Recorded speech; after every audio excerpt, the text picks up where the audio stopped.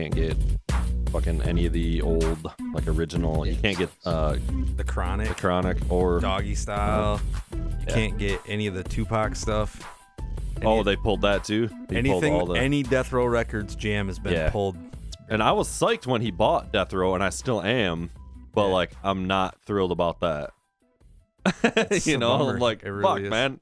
I've still got my Doggy Style CD, dude, and I got a CD player in my car, so I'm straight rocking that old school. I got Doggy the Style Chronic on CD. So I don't have Doggy Style. I had the original Chronic. I don't either. No, I got 2001. Yeah, we got 2001. Yeah. Do you have my 2001 CD? No, I had to actually re-buy it. Yeah, that's right. Okay. This is kind of a long story. All right. Hey, if you're listening, all 10 of you, thanks for tuning in. We're back with another episode. Today in the studio, we got with us, this guy is a Muskegon music legend, West Michigan music legend. He is best known as a bass player, I would say, but also as a killer singer and guitarist. And now you're getting into the whole recording thing too, finally for yourself, which is very cool to see. Yeah. So welcome in, Mr. Jason Bryant. Thanks for having me. What's up, homie? Thanks for coming in. So we like to start the show with a super random question, and I didn't have anything prepared, like a douchebag. So I pulled up a Google search of shit, and one of the ones, and I had thought about this before, but so it's a little generic, maybe like, but if you could visit any era in history, what era would you visit? Man, I think I'd want to be in my 20s in the 1960s. Yeah? Just for the music. Yeah, well, that's so you. Yeah. I mean, just to watch the Beatles stuff unfold, and then, I mean, I would make it a point, knowing what I know now, to be like around the EMI Studio B when Pink Floyd's like interviewing people for Dark Side. Right. I'd get on Dark Side. That's what I would do. Doing the when they're like when was the last time you've been violent? Like all that shit. Whatever that what you're talking about. Yeah. Exactly. Yeah. Were you in the ride? Yeah, I was bloody well in the ride. Whatever it is, right? Yeah. That's exactly right. Yeah. Indeed. Yeah, that'd be a good one. But you said to be in your 20s, so like. Yeah, because I mean, I want to have enough energy to do this stuff. Also the drugs. I mean, you know, forget about the music. Let's just do all the drugs. That'd be a good time. You got an answer? So are we stricken only to eras that have occurred, or is like distant future an option? No, not distant future, past. Okay, in the past. Only. Yeah, something that's already happened. I might go like old school.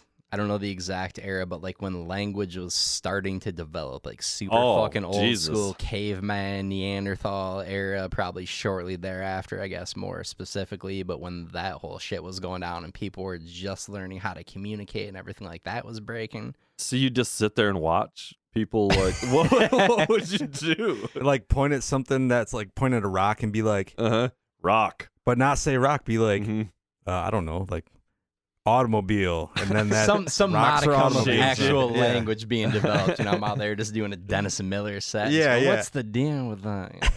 I guess it's more Seinfeld than Miller, but I digress. I think that'd be pretty boring. I think it'd be super interesting, man. Watching those interactions for people trying to figure shit out for the first time. Yeah, you're gonna come back, armful of knowledge and stuff. Just go back and be like, hey, you want to learn some survival skills? Like, this is how you make fire, right?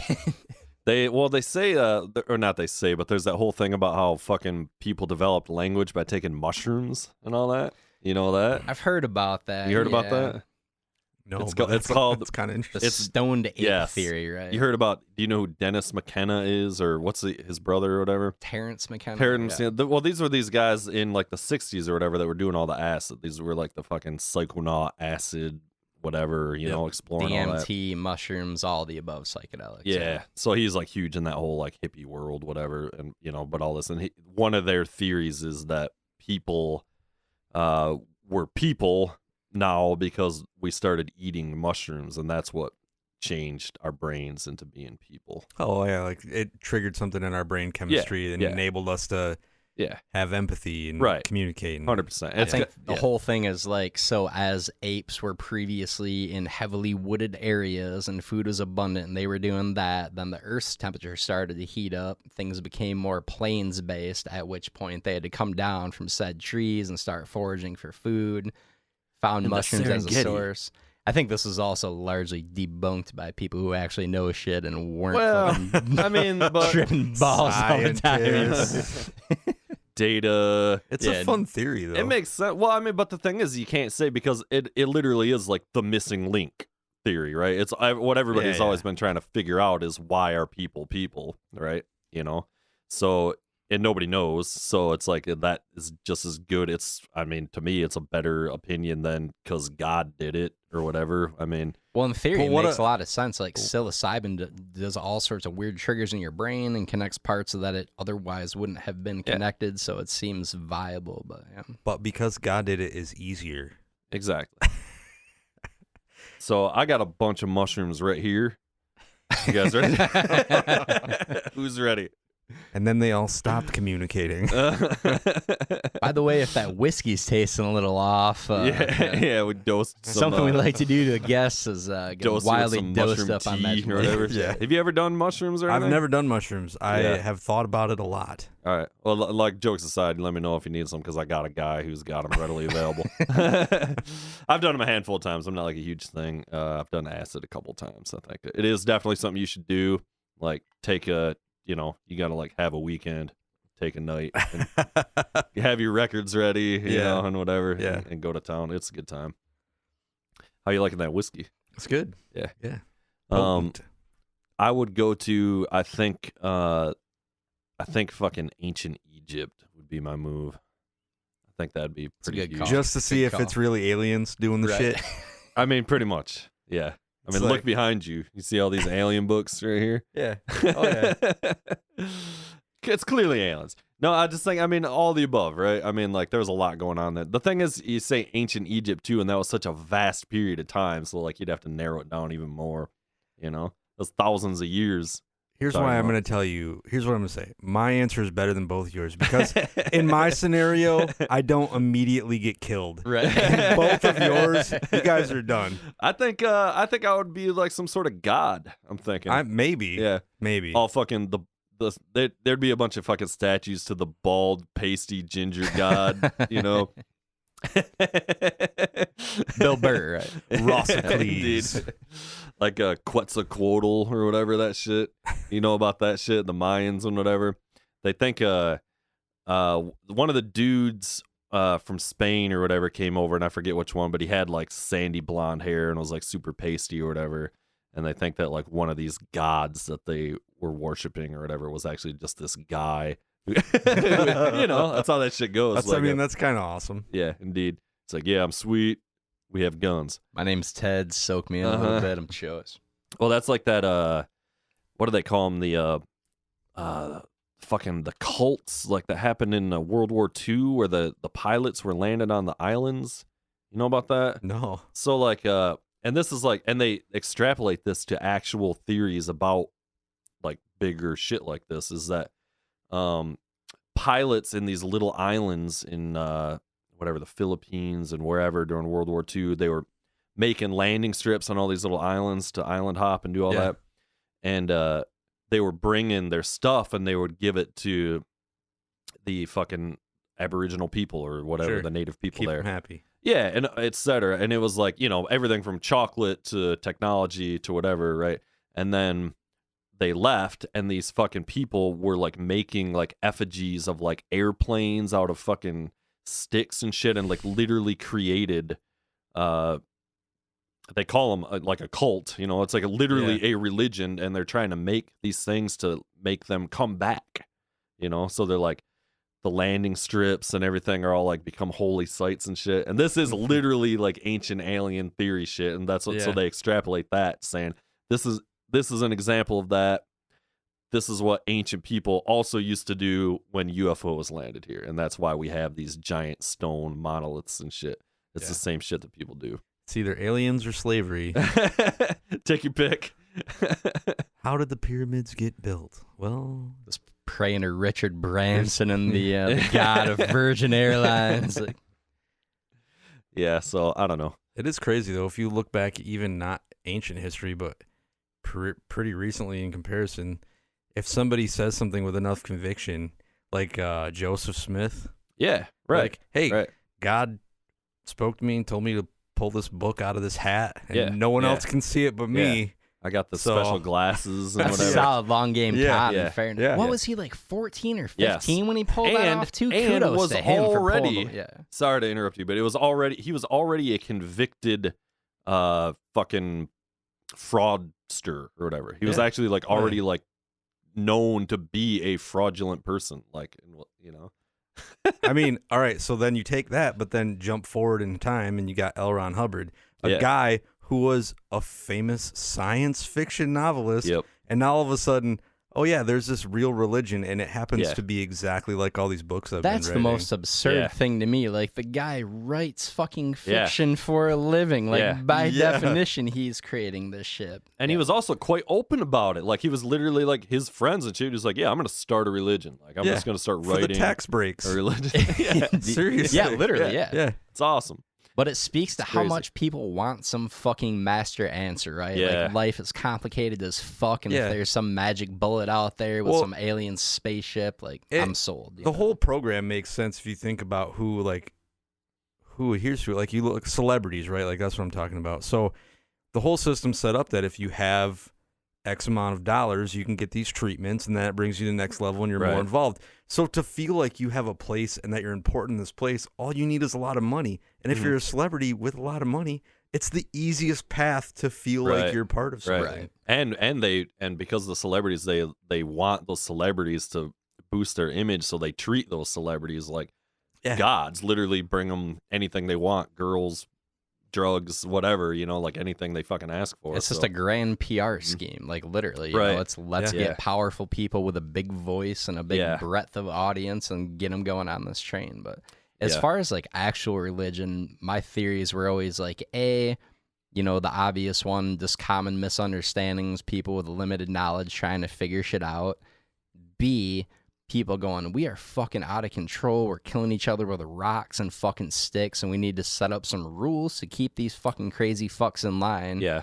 Or C, like, literally just out of their gourd on psychedelics without knowing it, thinking it's real, and not realizing that they're ingesting psychedelics, and then it becomes like, oh, all this fucked up shit that I saw and experienced must be the thing, and the voice of God and everything else, you know? The burning bush. Yeah. Just getting high off that fucking, those fumes. That's sweet DMT, man. Yeah. I mean, you're a pregnant 14-year-old.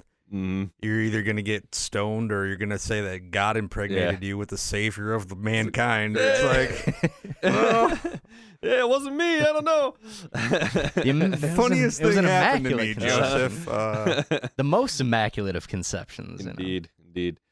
Yeah, there's too, like, even shit like what you're talking about. There's just like the stories of like why you shouldn't eat what is it, cloven hoof animals or whatever. Sure, you know, some shit like that, right? Yeah, if you're don't eat pork, right, or whatever. Yeah, if you're part of the Jewish Orthodox Jewish religion. But right, so what I'm saying is that was like that kind of becomes woven into those stories because people were literally getting sick and dying from eating that shit, you know. But then it gets woven into this whole thing instead of just being like, don't eat that because you'll get sick because there's worms in it, you know. It becomes this like, you know, fucking because God said don't. But even as something as simple as the knowledge of like there are worms in this thing and it will make you ill, like that shit wasn't known way back. Yeah, that's what I'm saying. So because they didn't know that, they had to like weave it into this this fucking thing to make idiots not eat shit. C theory 1 of my terrible 3 theories of, you know, just like lack of knowledge. I'm agreeing for with you. sure. That's what I'm saying. That's all part of that. Right. Like, so it's all just becomes this thing, you know, and then, you know, you got to start having sex with little boys at some point. Have you ever seen, I forget exactly what. I don't even know what to say to that. There's HBO's got this thing with the cult of Gwyneth something or other, and her whole thing was like God wants you to be thin and skinny, and that was her whole angle, and she like parlayed this thing into a big weight loss program because Wow. Well, that's a similar thing to like Joel Olstein is God wants you to be rich, right? That's what these fucking big... that guy. Yeah. Oh. But that's his thing, right? Or Yeah. there's people like him or whatever. Yeah. That's literally like their message is God wants you to be rich. It's prosperity ministry, and it's insane. And when they had all those the natural disasters down there, and people were coming to his super huge compound, like he's like, nah. Hey, you can house 30,000 people in this room, and he's like, nah. I'm all He's set. like, I can, I could. Jesus wants you to give me your money, but he doesn't want me to help you. Yeah. Tremendous head of hair on Joel Osteen, by the way, as of last check. I haven't seen it recently, but great coiffed up there, man. I know, that's why. I would listen to a hair piece like that. I'm That's what convinced saying. from afar for sure, dude. At least he has a good haircut. Fucker.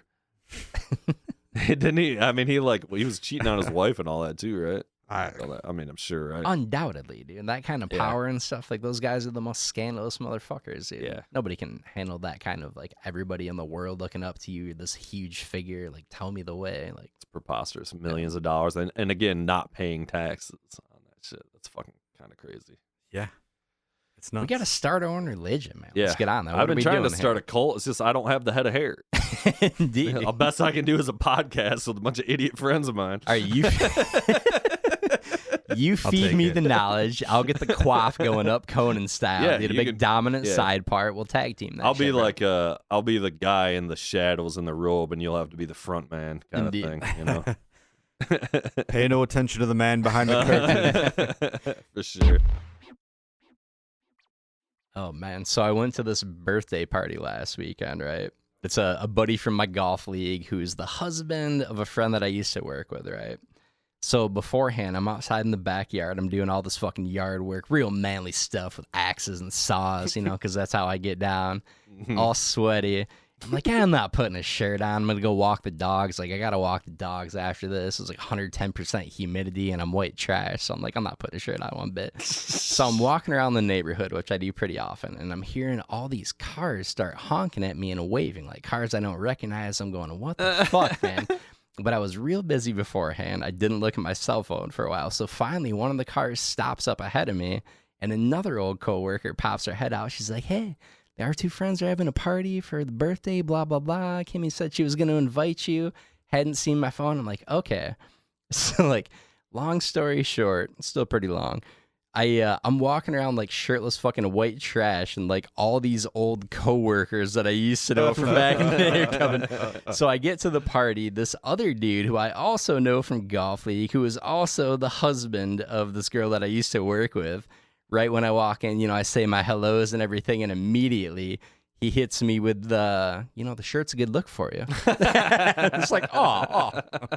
You got to tip your cap to the better man in that situation. Like, that's solid material. But yeah. That actually kind of happened to me last night. We were watching this fucking show about pizza on Netflix. All right. As one does. And so I fucking ended up having to order pizza. I mean, come on. Yep. And it was like 10 o'clock at night, so it's kind of, you know, getting a little late in the game. And I had also been working out and shit, and I was wearing nothing but basketball shorts with no underwear on or anything. And fucking it's usually just some like huge sweaty dude coming up to the door, you know, like delivering the pizza.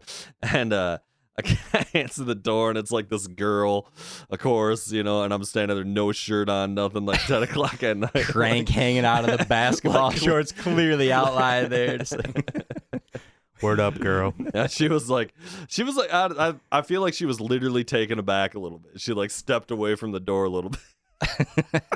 So, like, hey, how are you?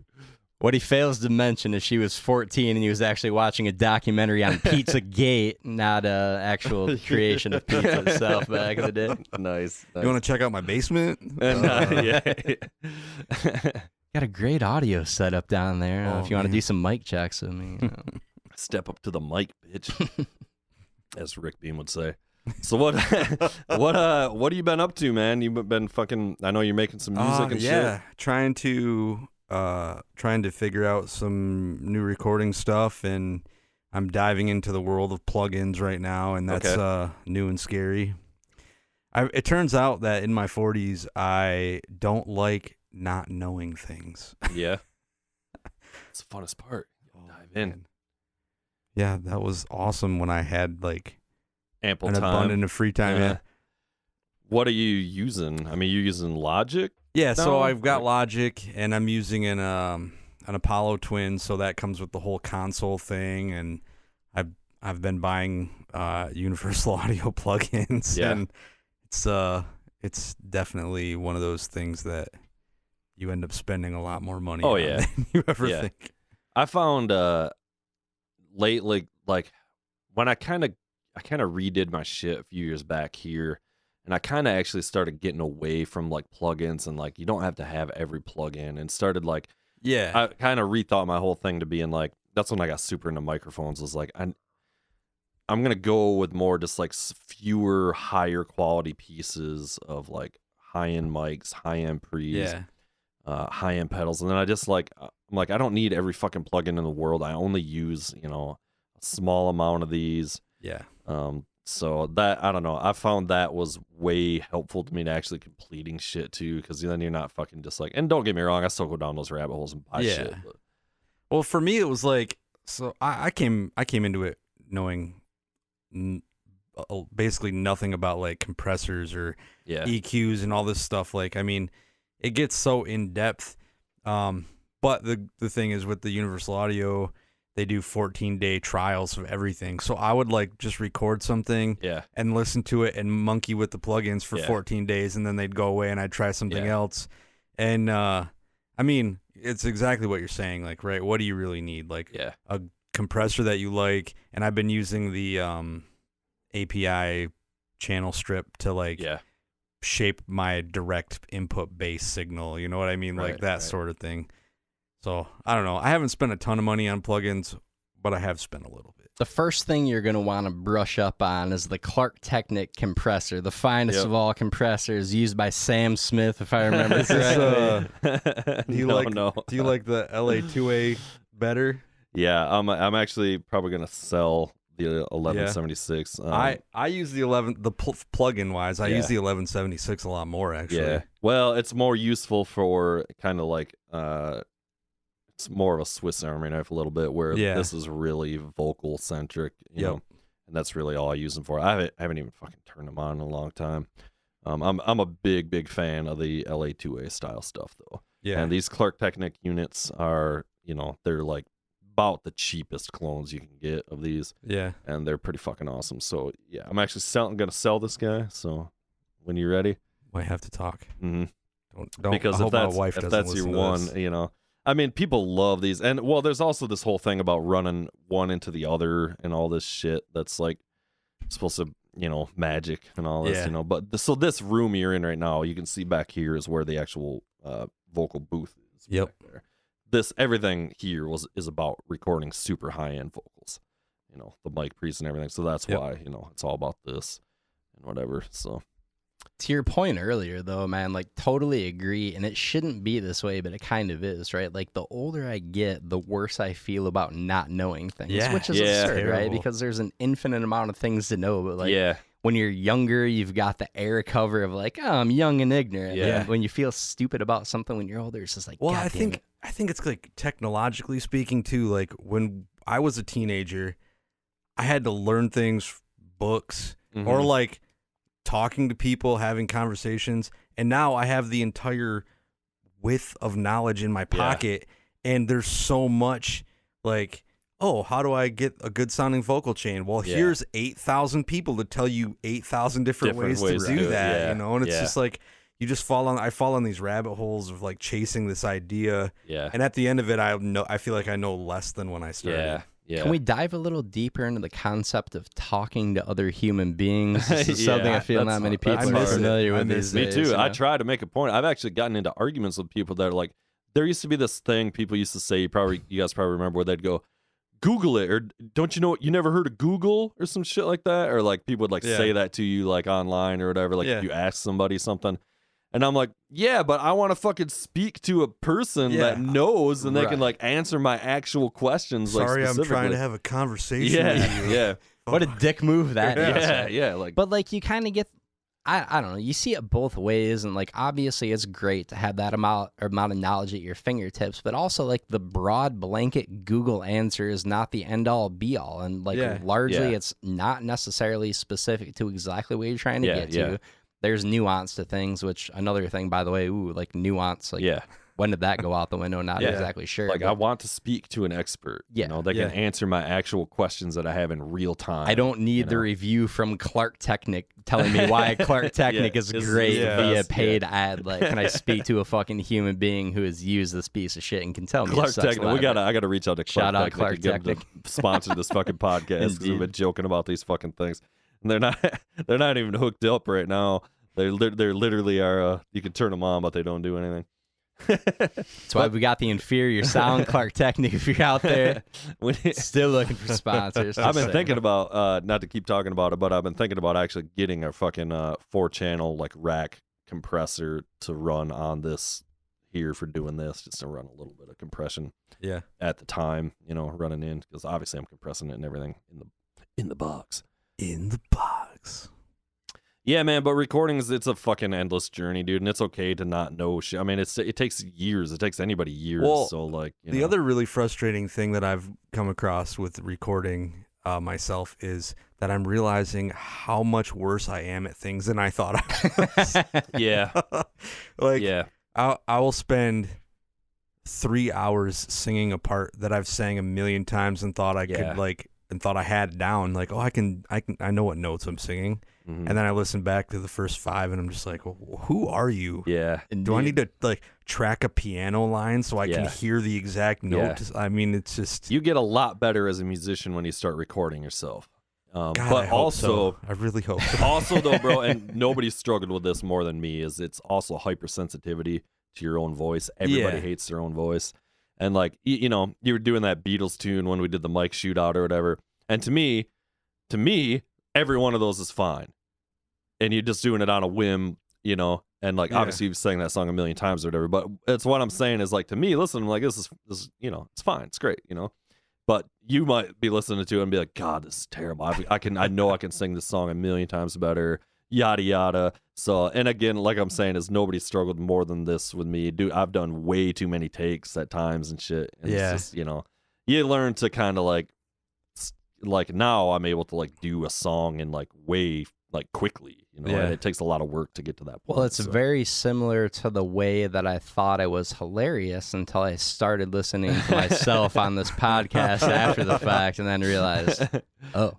Well, so here's a good example, right? So I've been doing this long distance project with these guys I've been friends with forever, and we're like slowly getting this stuff ready. And tonight I was talking to one of the guy that's mixing it all, about a certain track. We were talking about the mix that he just did, and I kept coming back around to, do you think I need to re-sing that first verse?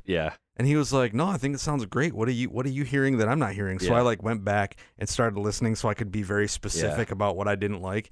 And I'm listening to it, and now that I'm like trying to pick out the thing that I hated all this time, I can't hear it. Right. So I'm just like, I guess never mind. It definitely helps to I always go through this thing where like I do it, and I do it and I get it to where I'm happy with it and I think it's great. And then the next day you fucking hate it. You know, and it's like you have to like, and I'm talking about as a singer, you have to like step away for like a while. Actually, like, and then I'll come back to something a couple weeks later or even like years later, or go back and listen to something and be like, oh, that was actually pretty awesome. Or there's also the case where you go back and you're like, oh, God, you know. But to your point, man, there's always that little inner voice of fucking self-hatred and self-doubt just going, God damn, this is the worst fucking thing I've ever... Worse than anybody, because it's like, you know, it is you. You know, it's like it's not the guitar or like, whatever. Like, you can't be like, oh, if I just had a better sounding guitar. Like, no, like, your voice just is your voice. But and also, though, too, and I was going to say this, too, is about, like, is that a lot of it, and I've argued this to people too, and like a lot of it fucking is gear. I don't care what anybody says. A lot of it's fucking gear, even with vocals and shit. Like, I agree with you. Having great preamps and great microphones changed everything. Well, you know, it's what you said when we did the mic shootout, right? Like, when you hear the sound that you want in your headphones when you're singing into an awesome mic, like, it might not be the best mic for everybody, but if you feel that connection to your own voice, then it gives you that confidence to do the good performance. Exactly. Yeah, and you feel good. Yeah. Mm-hmm. Like I've only sang into that Rode K7 a few times since I got it. Yeah. And every time I'm just like, how did I ever sing into anything else? Yeah. There's also something, and I'm not a singer, so I'm looking at this from afar, but there is something like you cannot be more soul-bearing in my mind than singing out loud, right? Like that is just putting yourself out there, and I have so much fucking respect for people who have the balls to do that. I remember one time I tried out for a musical in high school, and I can actually sing when I'm by myself, but like the act of doing it out loud in front of other people, and for whatever reason, it's just like, man, if this sounds like shit, like you start thinking back to some fuck up on American Idol getting his balls busted by Simon Cowell. It's like, that's a whole different level of exposing yourself and pulling your pants down in a way, you know. What musical and what part were you auditioning for? Oklahoma. You're gonna be Curly? I honestly don't even remember, man. I can't remember what I had for breakfast this morning, but that's a disappointing answer. Yeah, dude, really dying on the vine there. I'm a real musical person, so like musicals, I love watching and listening to musicals. Yeah. Really? You like musicals? Yeah, dude. Why not? Like what? What are you into? Any of them. Give me something, I'll love it. Yeah. I'm kind of a hater on musicals in a way. Not a hater, but like to me it's like, all right, it's something I feel like I should love because I love basically everything artistic, but I don't like musicals, you know? Are you just looking at it like, because typically like a Broadway musical is very campy, it's very cheesy, it's like, and so like as a person who, I mean, especially growing up and being younger, like I prided myself on being being the outlier on those type of things, right? Like, I don't listen to the fucking radio, you know, I only listen to this kind of stuff, whatever. Yeah. But it's like, so that kind of gets ingrained in you. But yeah, I mean, they're cheesy. They can be like super cheesy, but they're also incredible. Like the scoring, the melodies and stuff. I mean, have you seen Hamilton? Oh yeah, I fucking love Hamilton. Yeah. You love it then, Hey, I've never like seen it or anything. I've heard nothing but great things about it. It's amazing. You should watch it. Everyone who's seen it. Here's what's gonna get you to watch it. Are you ready? Yeah. So there's, as with most musicals or even like concept albums, there's like a musical kind of like theme that repeats itself throughout the thing, right? Uh-huh. And in Hamilton, it's this 3-chord progression that is the exact same as Dr. Dre's Bitches Ain't Shit. Promise you. C, A minor, E minor. And it's played in the exact same timing. So he ripped it off. I mean, I don't think it's 3 chords. Can you rip off 3 chords? But yes, it's Bitches Ain't Shit. My whole thing with musicals, I feel like once you get into the music part of things, it's fine. But there's always that awkward and inherently like pseudo cheesy transition from like, oh, I've really got some problems going on in my life. And I'm gonna go ahead and break into song to tell you about them. By one exception, I have always loved some Grease, man. Love me some fucking Grease. I was in Grease in high school. Buck, dude. I love that shit. That's a huge. But what about like Sweeney Todd? I mean, I've seen the movie. Yeah, but that's a musical. Yeah, I know. Yeah, but I've never seen I know it's the play in movie, but like the movie's great. It's awesome. Yeah. But yeah, Grease, freaking amazing, man. Big Grease guy. Yeah. Olivia Newton-John, pour one out. We were talking about Olivia Newton-John the other day. How old do you think John Travolta was when he starred in Grease? I know the answer to this. I looked it up because it blew my mind. 20? 24. Oh, he looks like he's 35, doesn't he? I mean, I think he always has. Yeah. Jeez. That strong and imposing chin, man. Yeah, that chin what it is. Yeah, Travolta. Speaking of Scientologists. Yeah, no doubt. He's like the one, right? Him and Tom Cruise are like the main guys. Oh. Yeah, I don't know. I've had a hard time. I mean, like, I really wanted to see Book of Mormon, being a huge fucking South Park fan and everything. Yeah. And I listened to the songs on like the soundtrack they put out on like streaming or whatever. But like, obviously you don't get like the whole story in that or whatever. But have you seen it? Like, I haven't. I would love to. Yeah, it's on my list for sure. It's supposed to be pretty good. I'd imagine it is. Huge fan of those guys. Yeah. Any Trey Parker and Matt Stone musical, I'm down with. Those guys are just straight fucking funny, man. I just keep thinking of musicals you love. Tommy. I mean, technically it's a rock opera, but still. I got real mixed feelings about the Who. I do too. General. I do too. But Tommy's great. I mean, Or I sat down to watch Quadrophenia a couple years ago.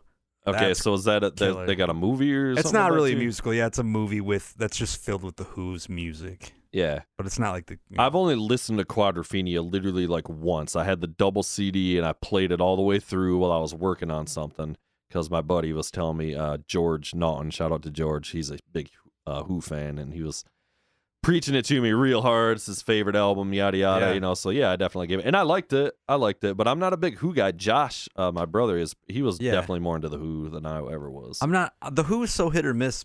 They'll have like an incredible song and then 7 terrible songs. Well, yeah. I mean, but yeah, Quadrophenia is really good. And the production on Quadrophenia is incredible too, because that was a little later in the career. Quadrophenia sounds like an album built around people with fetishes for fucking animals or something. And it's about quadriplegics. It's about fucking quadriplegics. You didn't know? God. Sorry. That was fucking bad. I'm sorry. So, segue here to get you out of that. Moving right along. I watched Quadrophenia because I fell in love with the song "Love Reign Over Me" because of the movie "Reign Over Me." That it's like a post 9/11 Adam Sandler movie where he like plays he's like a survivor and his family all died, and he's like just dealing with all this trauma. But Sandler? Right. But I want to say it's either just Eddie Vedder or it might be Pearl Jam does that song "Love Reign Over Me," and it just rips you apart. And so I was like, I gotta fucking hear the original version of the song. And I listened to it, and it was great. And then I was like, oh, it's on Quadrophenia. Oh, it's a movie. I gotta watch it. Dude, the chasm between Sandler as a comic and Sandler as a serious actor is fucking vast, man. It is he crazy. is tremendous. The last couple movies he did Uncut Gems.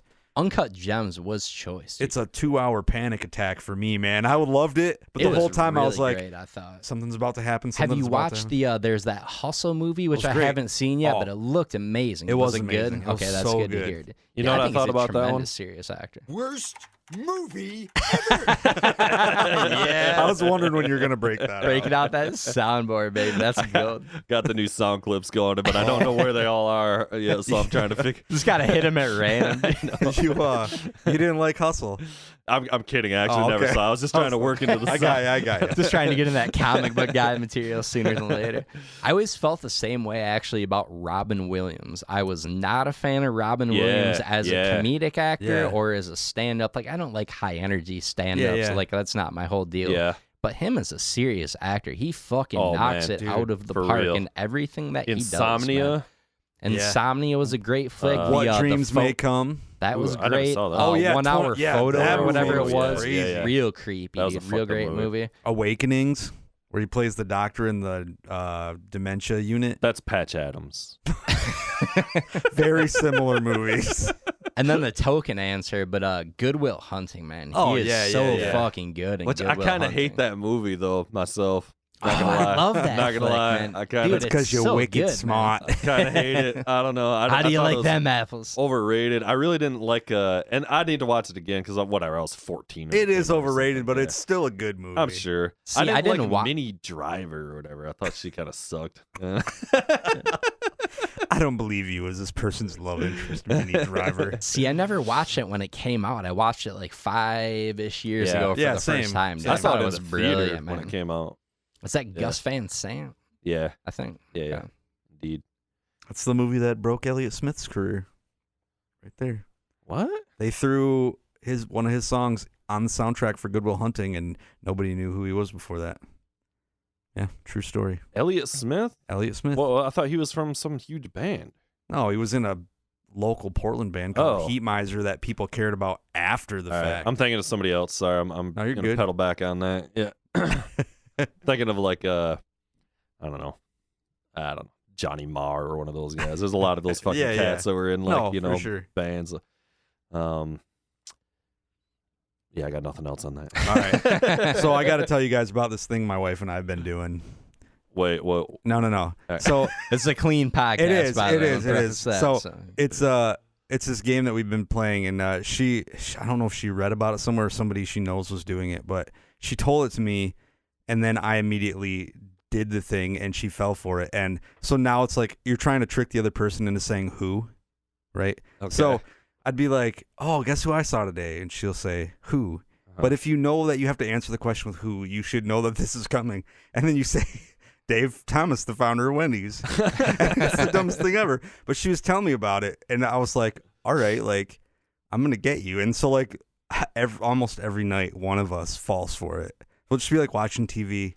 This guy's going off on the virtues of Dave Thomas and Wendy's the other night. Just going, there's no finer chicken sandwich. Step aside Chick-fil-A. Step aside everything. I agree with that. It's Wendy's and Dave Thomas for the win. So you just try to get somebody to say who? Yeah, so you'd be like, who does he look like to you? Like, I don't know who. You'd be like, Dave Thomas, the founder of Wendys. But you have to say it like that. You have to say Dave Thomas, the founder of Wendys. You can't just say Dave Thomas. That's like always the joke. It's always the joke, okay. yeah. But so, but once you know that the person is going to like try to get you, it gets so much harder to trick the person. Yeah. Indeed. And the other night I couldn't remember what the phrase was. And so I was like, I said to her, I was like, I want to do the joke to you, but I can't remember the punchline. And now that I've said it, I've completely wrecked it. What's the punchline? And she goes, Dave Thomas, the founder of Wendys. And I was like, all right, that's right. And I was like, actually, do you know who's been doing that joke? And she was like, who? And she just fell for it right out of the gate like that. That's well played. That's a veteran save. That's a veteran move right there. It's, Where did it come from? Why Dave Thomas? I don't know. I think it was either, I think it was on some podcast she was listening to where somebody else was talking about how they do it. But it's this ridiculous thing. So this is the other thing that we do, and it's one of those things that, like, if you don't know us and you hear this come, like, us talking to each other like this, you're like, what the fuck is wrong with you? But she was watching some like terrible horror movie one day, and I was leaving the house, and this guy's like yelling at his wife in the movie, and he goes, when did you get so fucking stupid? Right? And so I just looked at her and I was like, who talks to their wife like that? And she was like, I don't know. And I was like, I'm going to start saying shit like that to you. Nice. And then then it became like this joking thing. So we'd just be doing something, and she would say something, or I would say something, and then the other person was just like, looks at you and just, when did you get so fucking stupid? And so I went down to Tennessee to hang out with some friends for a week, and I started telling them about it. And so then they started doing it too. So now it's just like looking for that opportunity to like look at the person you care about and be like, when did you get so fucking stupid? What movie was it? You got to look it back. I'll tell you. No, I'll tell you what it was. I wasn't going to say because I didn't want to embarrass her for watching such a terrible movie. But it was the Ryan Reynolds version of Amityville Horror. Okay. Yeah. I think I saw that. I think I saw that in the theater. I saw that in the theater. Yeah, probably we probably saw it together. Yeah. When did you get so fucking stupid? Nice. Yeah, because he's losing his mind. Yeah. And starts hating his wife or whatever. Is that the one that got there's snakes in the pool and all that? I don't know. I didn't watch it. I was out the door, but yeah, that one part stuck. I'm an unabashed fan of Ryan Reynolds. I I fucking love that Ryan guy. I Reynolds. think it's hilarious, dude. I'm a fan of the Amityville Horror in all its fucking glory. But it's just this funny running thing, and it's like the funny part is that I only say it to the people in my life that I care the most about. There's now a 75% divorce rate in the people to whom you've told that joke for sure. People like the people listening to this are gonna look at their wives and be like, "When did you get so fucking stupid?" And no, like they should be like, "What? Why are you talking to me like this?" But seriously, when did you get so fucking stupid? Yeah, we have a unique. Unique relationship. So, no, that's a solid joke. I'd say that too. Yeah, but what I remember was that movie was quite terrible, though. Oh, it was awful. Yeah, and it's funny that it's Ryan Reynolds. I love too, Ryan Reynolds, but he was terrible. Yeah, yeah, he's done some terrible shit too. The Green Lantern. Green Lantern was bad. Yeah, but I like the fact that he's the type of guy that will continually make fun of the shit that he does that's bad. But do you remember Two Guys, a Girl, in a Pizza Place? Yes, great show. Dude. That was the great best. show. Wait, that was him? Yeah. I don't remember that. That was I remember kind of his first thing. He might have done other stuff before that, but I think that was kind of when he started to get his break. And what's awesome is wildly handsome he was. Yeah, he plays like the same like smart alecky character. Yeah, he's always that's it. That's his go-to. Yeah. Move, if it ain't broke, don't fix it. Right. right. See Vince Vaughn here. You know? Yeah. Van Wilder. You know that's based on Bert Kreischer. I did know that. Really? Yeah. Bert Kreischer was the fucking guy at Florida State that was partying down there for like 12 years. and never graduated, and fucking like yeah, Time okay. Magazine or some shit like wrote an article about him or something. I had heard the two stories, but I didn't know they were connected. Yeah, it's some shit like He's that. the machine guy, right? Yeah, yeah, the okay. comedian. Yeah. Yeah, which couldn't look further from fucking Ryan Reynolds, you know? Yeah.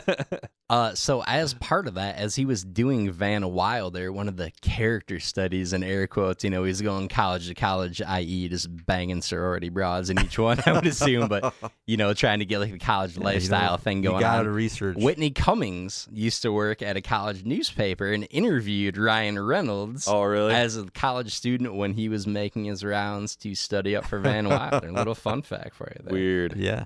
Weird. You listen to any comedy nowadays? Any comedians? Yeah, a little bit. It's I try to keep current on the old Netflix specials. Yeah. Who's the guy? this is why I'm And you don't even smoke weed, dude. Because this is our problem. I'm not allowed to say. Yeah. Can neither confirm nor deny these wild We allegations. sit here, I would just going like, who's the guy? Makes for great radio. That one guy with the thing and the stuff in that movie. He had the special during lockdown, where he's like just in a room by himself. Oh, Norm Macdonald did one of those. Yeah, but it Yeah, wasn't. that was him. great. But yeah. It's oh man, and he's got the song that Phoebe Bridgers covers. Yeah, exactly. You're really making some quick mastery of that Wow. song. That's hilarious. I need to label him though because I Oh, trying to yeah. figure You guys out. got to know who I'm talking about. He did it solo. Yeah, he's like in a room and he like buys like tens of thousands of dollars worth of recording gear and like lights and stuff, and he does this whole production in this tiny room. Oh, I do not know. I don't. my yeah, God. shit. I thought I was pretty up on most comedians. It's gonna kill me. You will, as soon as I say the name, you're gonna know exactly Probably who it is. Sure. Yeah. I'm furiously duck going it as we speak, gentlemen. I'm looking it up right Shout now. out Duck Go. I'm coming up with nothing but my current comedy guy who I fucking love. Have you ever heard Nate Bargatze? Yeah. Yeah. He's really big. He's out of right Tennessee. Yeah, I think that I dude's like that dude. hilarious, He's man. He's hilarious. really, He's really alright. funny. Bo Burnham. now. Bo Burnham. Oh. Okay. And if you haven't seen that special, I think it's called Inside. If you haven't seen it, you should definitely watch it because it is hilarious and Alright. also a little sad. My Yeah, my which is kind of brother's my been go-to. going off about Bo Burnham for years, and he obviously was my brother. He knows me well. He's like, dude, you would love his sense of humor, like It really is dark, so really funny. dry, really funny. He fucking love. He's been recommending him to me for And years. he does like all the stuff with music where he builds these like loops and songs and like No shit. he wrote this song about names are not my friend tonight. Jeff Bezos. He wrote a song about Jeff Oh, shit. Bezos. He wrote a song about existential dread called That Funny Feeling, and it's just like they're like brilliant songs, but they're also like really funny comedy bits. Right. That sounds good. I'll have to I've check heard that out. very good things about it. That's like the Yeah. second super strong recommendation. I got to get on some Bo I Burnham. definitely Stop would forever. recommend it, yeah. Nice. We're going to see Bill Burr coming up here. Okay. He's playing Van Andel. So pretty excited about that. That's and then gonna be huge. Josh and Bethany are going to see Nate Bargatze. Yeah. He's playing a Van Andel as well, which I was surprised. He's good and everything. I like him, but like I was actually surprised that he's fucking playing the Van Andel. Yeah, that's I think he's blowing up, man. That's a He lot was of on seats. that one of those Netflix comedy shows where they're introducing people, and then he's been on Oh, yeah. Rogan, which is like the Yeah. ultimate bump, right? Like you get Pretty on there, much. you're gonna blow up immediately. Yeah, he for keeps better or calling. worse. He keeps calling us. indeed. Like, no, I keep telling him not yet. We're not ready to come on, Joe. Come on, you know. You don't got time for that. Buy a shit, couple of dude. cloud lifters Got for your bigger fish to microphones. fry than than we some are there. JRE bullshit. You think he's using those cloud lifters on his microphones? Why not? Why wouldn't he be? I got one. I'll just use it for me. Fuck you guys. I'll be twice as loud. What up? My a couple of my friends are going to see John Mulaney. I guess is playing back-to-back John shows in Mulaney's pretty Detroit funny. tonight. He's He's pretty funny. funny. Yeah, I not like not him. like the biggest fan, but I like him. You know, Yeah. super solid dude. I find that there's guys that I like on podcasts and shit better than their actual stand-up. There's Yeah. a lot of that happening right now where they're funnier like in person or whatever, just talking, and then I see the stand-up and I'm like, you You know, doesn't do a lot for me. The biggest one for me that is Theo Von. You know who that is? No. Theo Von is this dude out of fucking. He got his start on fucking like Road Rules on MTV years ago, and dude, like he's from Louisiana, and on podcasts and shit, he's fucking hilarious in his stand up, talking about like high energy and shit. It's like, ugh. Dude, not see, a lot for I'm me. kind of the opposite, and I'm like on the fence on his stand-up. Some of his stuff's really funny. Like, Yeah, I'm I not think saying I he was doesn't telling you have about anything this. funny, Like, but, like- I was watching his stand-up, didn't think it was that great.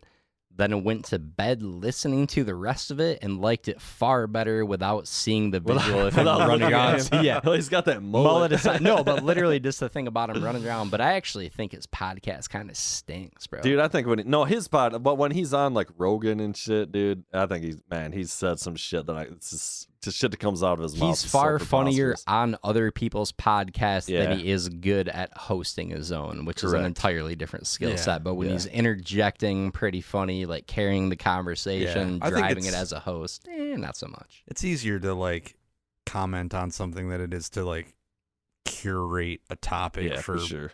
It's an my whole hour. place in the world is staying mute for 20 minutes at a time and What we jumping in talk with about? one Clark Technic. one mediocre zinger, jumping in with some Clark Technic Cloud material. lifters. Everybody's like, fuck. Back to you, boss. Dude. Jesus Christ. The Dangerville podcast presents News of the World. Yes, Finally got it in real time. There it I had is. to been editing it in. Which is kind of a shame because that was the ongoing shtick, was the awkward, Yeah, like, no. hilarious soundbite. And somebody here. The Dangerville podcast presents News of the World. Is that your voice? Yeah. Oh wow. Really amping up that That's production beautiful. value. That's Sound well clip I played. made there. Well played, Yeah. my I friend. can Yeah, we really got hear a the couple. LA 2A on that. You can. No, definitely not. All right, you got news? We good to go. All right. First up on the docket here. So, Bed Bath & Beyond CFO jumps from the roof of his high-rise apartment into his death. Yeah. We're going to start off on a high note here. Really, yeah.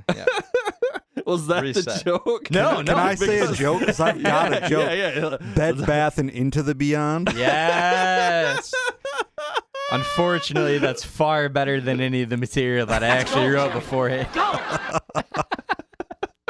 Oh man, that sound is gonna come up super clutch. So, but Gustavo Arnell, CFO of Bed Bath & Beyond, was not the only thing taking a brutal plunge as the Bed Bath & Beyond stock took a 20% hit after news of his death hit the market. Ouch. Yes. Current Bed Bath & Beyond CEO quickly addressed investors, noting the current stock price is the most tragic fall. Well, the second most tragic fall since we've seen this quarter. Yeah. That's it. You That's had the that joke. joke right there, dude. Yeah, you got it for days. You can't just go, eh. Gotta buy myself some time. I got some mic in the way. Oh. I've drank myself half brain dead. It takes me a minute to get on here. I've got terrible material to go still. Don't worry, dude. They could have saved him with a bunch of fucking mattresses from Right? He really thought Unfortunately, that duvet cover was thick enough to stop him. The cost of doing so would have been wildly prohibitive, unfortunately. But Arnell did leave a note saying only, I told my wife if she made me take one more goddamn trip to Bed Bath & Beyond.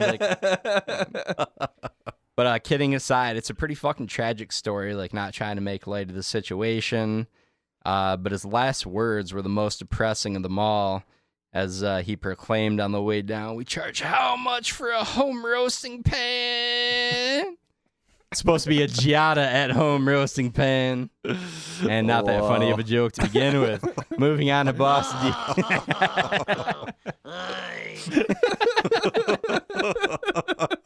He muffed it. All right. I got on September 8th, a sea lion jumped into a passing fishing boat to escape being eaten by a killer whale. Whoa. Yep. It was reported that Brendan Fraser was furious to have to go to bed hungry that night. Because he's in the movie The Whale right now.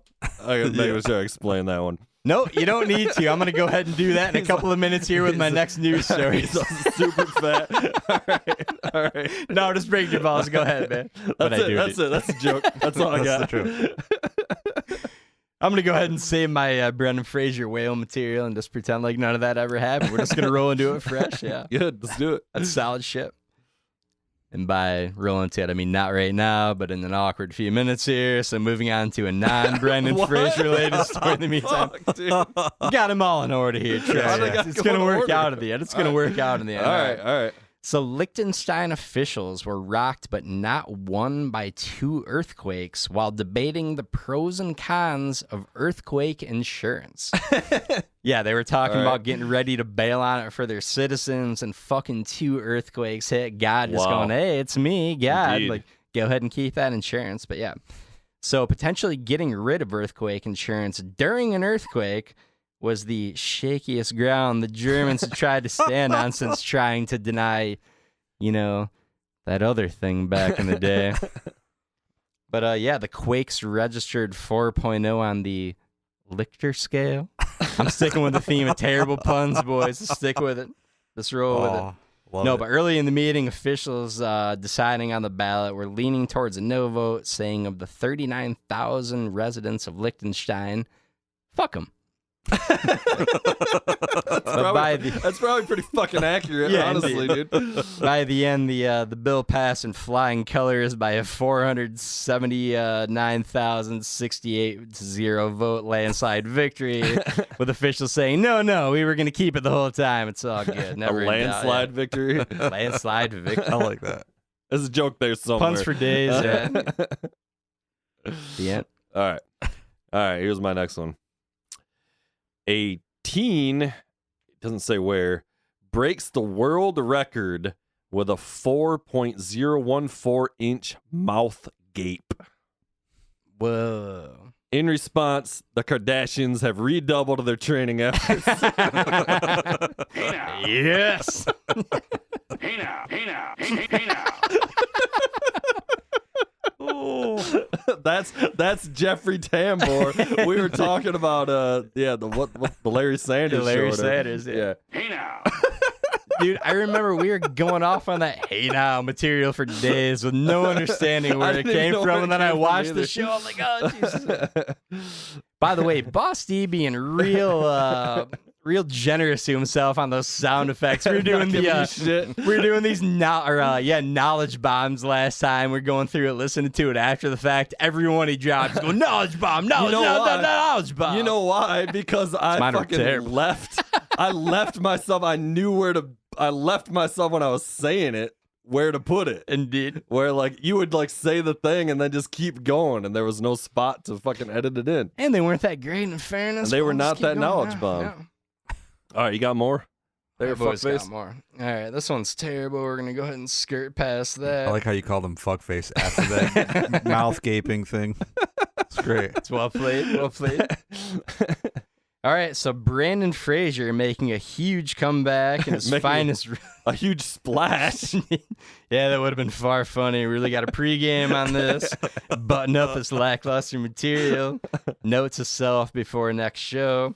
But making his finest role since Encino Man, starring as a 600-pound teacher with a heart of gold in Darren Aronofsky's The Whale. I did not know that was Darren Aronofsky. Yeah, bro, going off on Aronofsky a few pods ago. Huge director, big fan, wrestler, Black Swan, a bunch of shit. He is choice. The film premiered at the Venice Film Festival and is already getting a ton of Oscar buzz. It's supposed to be huge. Aronofsky's actually been trying to make the film for the last 10 years, true story. But Kevin James' schedule simply didn't allow for it, as he was previously booked for Paul Blart Mall Cop 3. But no, Kevin James is legitimately looking to make a Paul Blart Mall Cop 3 fucking movie. I would imagine. Yeah, this is a true story. But he said he, quote, doesn't know the story yet. Because apparently there's that much more to tell in the life and times of Paul Blart. He's a complicated man. The layers of that onion that he needs to peel back are vast and wild. Could not imagine to get through those in Paul Blart Cop 1 through fucking 2. Whatever, Blart close enough. We really got to stop drinking during this. Turns out it's I would more love hurting to than see helping. Yeah. Paul Blart in like the old Muskegon Mall before it got torn down. Yeah. Like, it's just like a wasteland. Yeah. And there's like just rowdy teenagers wandering through. Right. Yeah. We almost got in a fucking like gang fight in the middle of a gang fight there when we were kids. Was it the Wolf Pack? It probably was, dude. It was my brother almost got like run over by these. We were there fucking getting shoes for school and we were like young kids and these fucking like this huge gang of fucking kids ran by and almost like ran us down and they were literally being chased by security and shit. It's pretty hilarious. Definitely. No more the Wolf terrifying Pack. thing than Muskegon Mall cop security. Yeah, I guess in fairness, Paul Blart does that whole have the whole Bed Bath and Beyond thing to look into at this point. So maybe a little busier than previously thought. Thank you on There the it is. soundbite. There it is. Given that fucking That was halo. beautiful. Surprisingly difficult to find a fucking Ed McMahon Heyo Really? on the internet, like a one that can actually be fucking used. So Gotta give you a tip of the cap. You're like 4 for 4 or 5 for 5 on this blankly fucking drawn soundboard here. It's a superior memory, my friend. all right, this is gonna be a bit of a throwback to last week. So a highway in California has been covered in tomatoes for a second week in a row. You see this? I Do you saw the remember first one. I did not hear the second one yet. And so, like, throwing it back, they have already reached out to the Memphis highway authorities where last week a truck full of Alfredo sauce was spilled. That was what we were talking about last week. There was a huge Alfredo truck spilled all over the highway in Memphis. Both lanes covered in fucking white cheese. Got to tap into that expertise, all right? So, yeah, some sort of... Now, if a pasta truck would soon fucking roll over, we'd be all set. I just hope the Boyardees are okay. Yes. Well played. God damn it, it's a real crippling blow to the ego when you're coming to this material off the cuff. It's far superior in every way. Yes.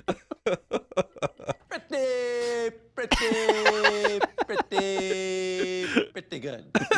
This gratuitous use of the soundboard with devastatingly hilarious consequences. That's far funnier than the actual jokes. All right. This next one's so bad, I debated. And if you hated the rest, this one only gets worse. I'm going to go ahead and roll it anyway, because why the fuck not?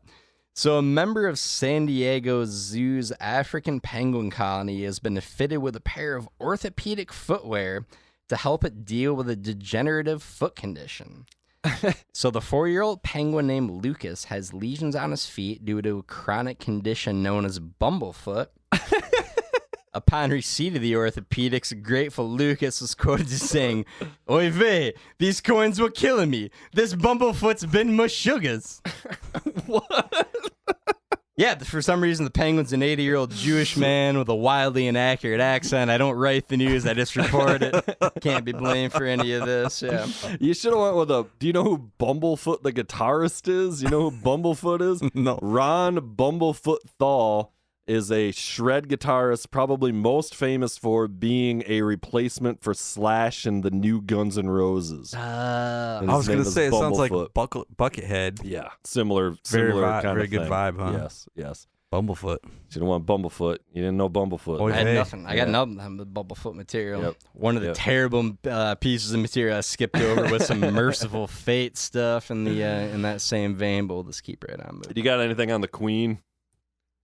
I do not. I was All saving right. that one for you. You seem Yeah, like you're I all gotta- antsy in the pantsy for this Queen In material. case you haven't heard, you've heard you heard it here You first. heard it here first, ladies and The gentlemen. Queen of the United Kingdom has passed away.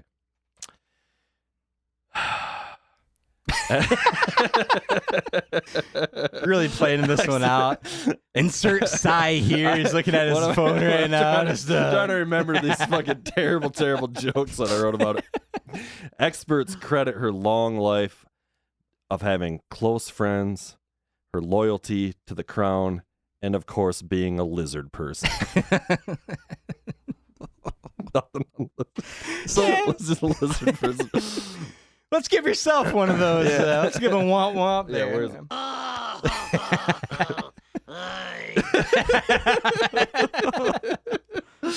I'll allow any lizard person joke, by the way. I break balls, but anything in that Alex Jones realm, big fan of. Go ahead. In other news, Ozzy Osbourne has just moved back to the UK, you may have heard, leading to speculation that Prince Charles plans to abdicate to the Prince of Darkness. Yes! And it counts!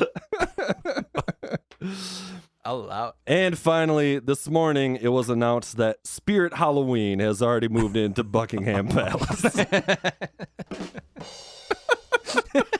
You know, as funny as all that is, you really shouldn't joke about putting bats in your mouth in this kind of climate. Indeed. Too soon. Trying to start another lockdown over here. If it was all Ozzy, fucking Ozzy started the goddamn pandemic, you son of a bitch. Right. I read a thing, and it's probably not true at all because it was on the internet. But I read something that said that the queen did not want her corgis to outlive her, so they were going to kill the remaining corgis. Ooh, I doubt it. I doubt it. I hope not. Although Yeah. corgis are assholes. She of all always the seemed dog like breeds. such a cordial woman, too. Well, cordial, nothing? All right. I got where you're Wah, headed. wah. All right, hit me with that. No, I'm just kidding. Where's the, hold on, I got a, I really got to write this down. This We is- weren't recording, This is we like gotta when do I it all couldn't over remember that again. guy's name. In fairness, if we weren't... Dang. yeah, that's crucial. Oh, that's beautiful. You got to get a "when did you get so fucking stupid" soundbite. I will. Yeah, that's a good one. Just pull it right from the movie. Yeah, that's all I've been doing here. It's dang. Yes. Oh, man. You got All right. another, you got more news? Somewhere Lovitz is this fucking... He's looking for work, looking Indeed. for cash. You know, we're getting sued for this. He's immediately. calling Lars Ulrich's lawyer right now. Right. It's like, how do I sue these people? Hundreds of thousands of Dangerville podcast listeners across the world reporting this news back to Lovitz right now. Yeah, we got one more up on the docket here. All right. So, a wandering carpet python was removed from an Australian school window. Mm-hmm. Okay, big fucking snakes in Australia. That's kind of the thing Yeah. down there.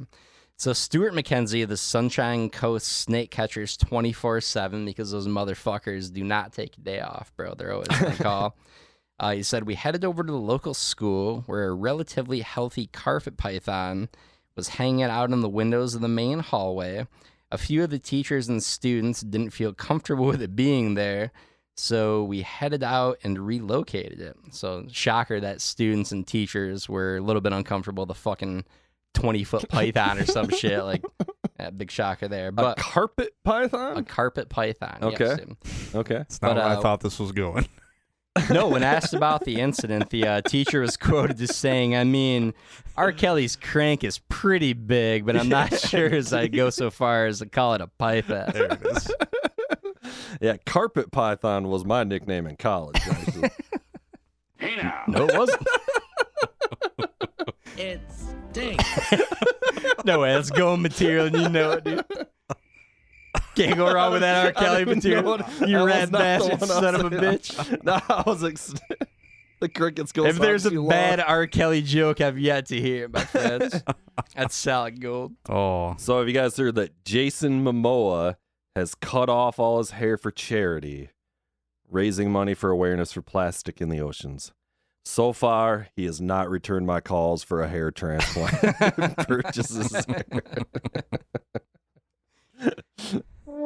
There it is. Hitting one at random, and it worked out exceedingly well. I tried to separate them to just be like, this Literally part just is hit one. funny and this part is bad. That's well played. That's So it well doesn't played. matter what you hit.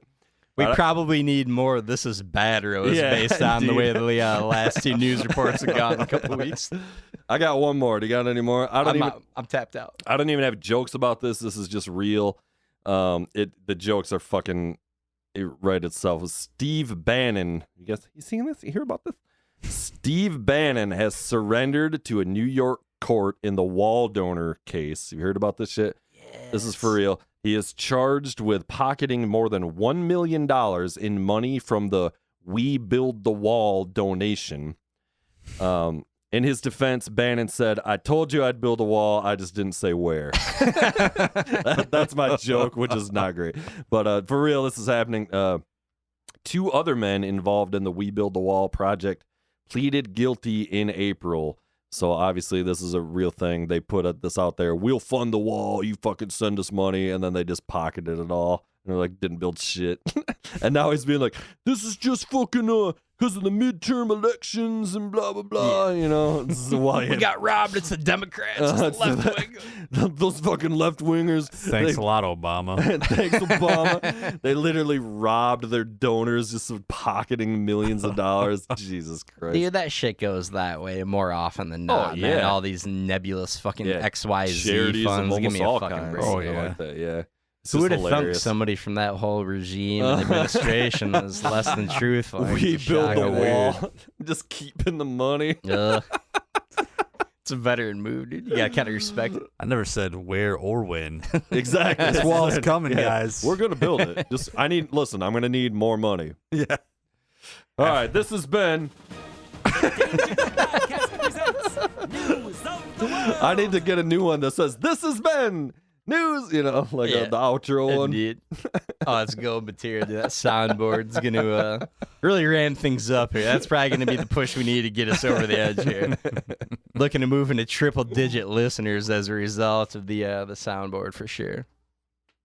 Yeah, it was awful. I'm sorry. I'm sorry we subjected you to that.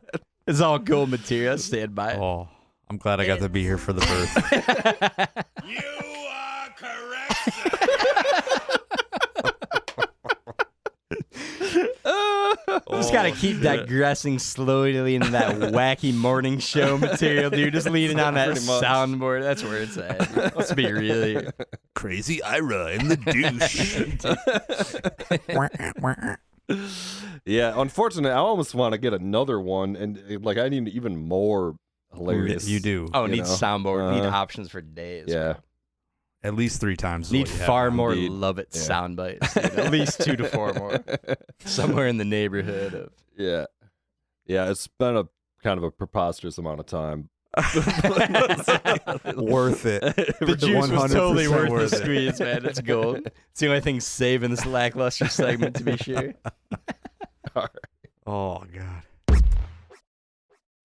You should get Tolkien across right here in the the rap letters, across your fucking abdomen here. But it says Tolkien. I used to work with this guy, and he was a really big guy, like real big, got a big belly, and he had in pink and purple spray paint graffiti "Thug Life." Yeah, Across his big exactly. white That's what I belly. mean. Yeah, Oh, that's man. classic. But have it say Tolkien, and then Yeah, Tolkien. get the fucking ring of power on your belly button right underneath it, or some shit like that. Got to roll just in case. You never know. I got a tramp stamp right now that says "Speak, friend, and enter." Really, dude. No, you No. don't. But that is so fucking funny, dude. Oh my god. Come on, man. You gotta do that. Why wouldn't I? You got to. But you do it in the fucking Elvish language, so Yeah, nobody yeah. knows what it actually means. Yeah. Jesus Christ, that's funny shit, dude. Oh yeah. In fairness, you could keep it in the English, and very few people would still know what it Yeah. means, so you're covered That either is way. I don't walk around often exposing my upper torso. Fucking A, that is a funny fucking tattoo for sure. I don't walk around shirtless often, but when I do, I get into deep cut token Listen. jokes. Right? If I had your body fat percentage, I would walk around shirtless all the time. But that's not my reality. This body fat percentage is It's going the- up and down. It's bro. the booze, man. That's the I've been booze. drinking a lot more, and I'm definitely getting that fucking like booze gut. Telling you, gotta get on that red wine, man. At least that's working for me. I just don't like red wine though, dude. That's It's a big headache the next day, really. If you get yeah, wine, every time I've ever been wine drunk, just yeah. It's the not- hangover is The killing only me. thing I like to drink is whiskey, basically. That's it. And like I've been trying to I've been going. This summer was fucking definitely. There was a lot of boozing going on, but now I'm trying to all right. I'm saving it for Friday, saving it for the fucking podcast. Right. So with that in mind, let's talk about the Rings of Power and fucking the fucking House of the Dragon. Yeah. Swole is a goal. That's the wrong Oh, wrong button. Worst movie ever. That's what I'm trying to find. Last week's episode was Worst episode ever. that's what I'm trying to find. It was not great. It was not great. No, it's, in all fairness. I mean, I'm kidding. I'm just hitting the fucking buttons. But are you watching House of the Dragon? I am watching House of the Dragon. All right. What do you think? I didn't watch tonight's episode. I'm assuming you didn't. No. Okay. Yeah. All right. Oh yeah. That. No, it's Wait, it's Sunday night. Oh, it is. Sunday night. Yeah. Yeah. Tonight's Ring of Power. I'm sorry. Okay. Getting You mixed up. fucking nerd. Jesus Christ. Can't keep up with that Get shit. your show straight. So, all right, we're talking about House of the Dragon right now. Yeah. So, I mean, in general, I think it's all right. Mm-hmm. I think that some of the casting choices are disappointing. Like Agreed. the king right now is just such a dope. Yeah. Why is he such a dope? He is kind of a dope in the book, though. We were just saying, you've read it. I mean, yeah, he is a little He's- bit, but I just like how I don't know. Yeah. No, I hear you. How stupid does he have to be? I hear you. Well, it is. He is. I mean, that was his whole thing, and that's what starts it. Is he's not super strong, or that it's not that he's super strong. It's that he's compassionate and he cares and shit. So like that leads to decisions that are gonna have bad effect on him because he's not doing. He's doing what he feels is morally right or something, but it's gonna lead to a lot of strife. But I do like how they're playing on the thing. Like I remember very specifically talking about how he keeps getting cut by the by the Iron Throne and shit. So I'm glad they're leaning into that. My thing about the casting is, and don't get me wrong, I actually think he is a great actor. He's really good. Mm-hmm. But my problem is, frankly, I'm just being honest, is the Targaryens are not fucking hot enough. No, 100%. Okay, You're right. The guys too, all of them, they're not fucking hot enough. The whole concept of them is they're really goddamn hot. Yeah. I'm glad You know? somebody else said this Yeah. because I was That's true. backpocketing it and it was Yeah. kind of in the back of And my like, mind. listen, I can't jerk off to this at all. You know? I think you're lying about that, but I'll go along with it. Everything about it is just a slightly worse version of Game of Thrones. Like the cinematography is a little bit worse, the writing's a little bit worse, But the acting's a little bit worse. See, like I really wanted to come in hard budgets with are a like little an higher. stinks, but you, the dragons are cool.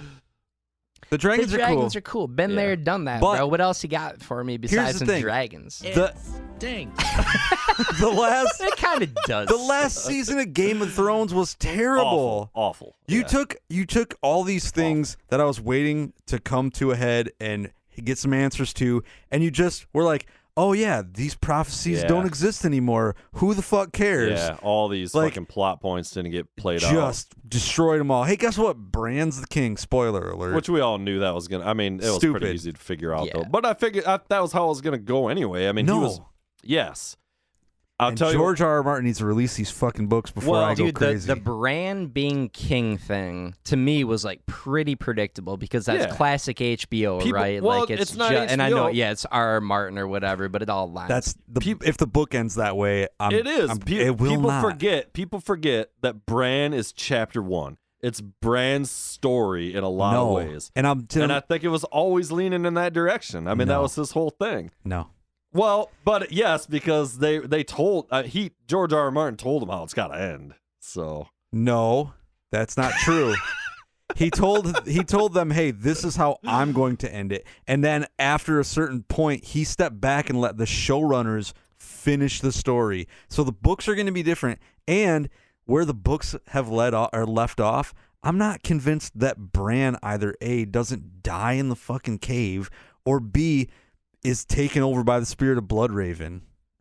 maybe I think it was always leaning in that direction. Honestly, I think the big plot points of the ending of Jon Snow killing Daenerys and all that was all going to happen. this motherfucker's hindsight is 2020 right now. I have the. I feel like you were I have calling the eye of the raven. Eye of the rape. I feel like you were calling something else. Maybe not. I can't stand on Listen. that ground firm enough. But dude, like it seemed like a super HBO ending because you can't go with is. the super obvious choice.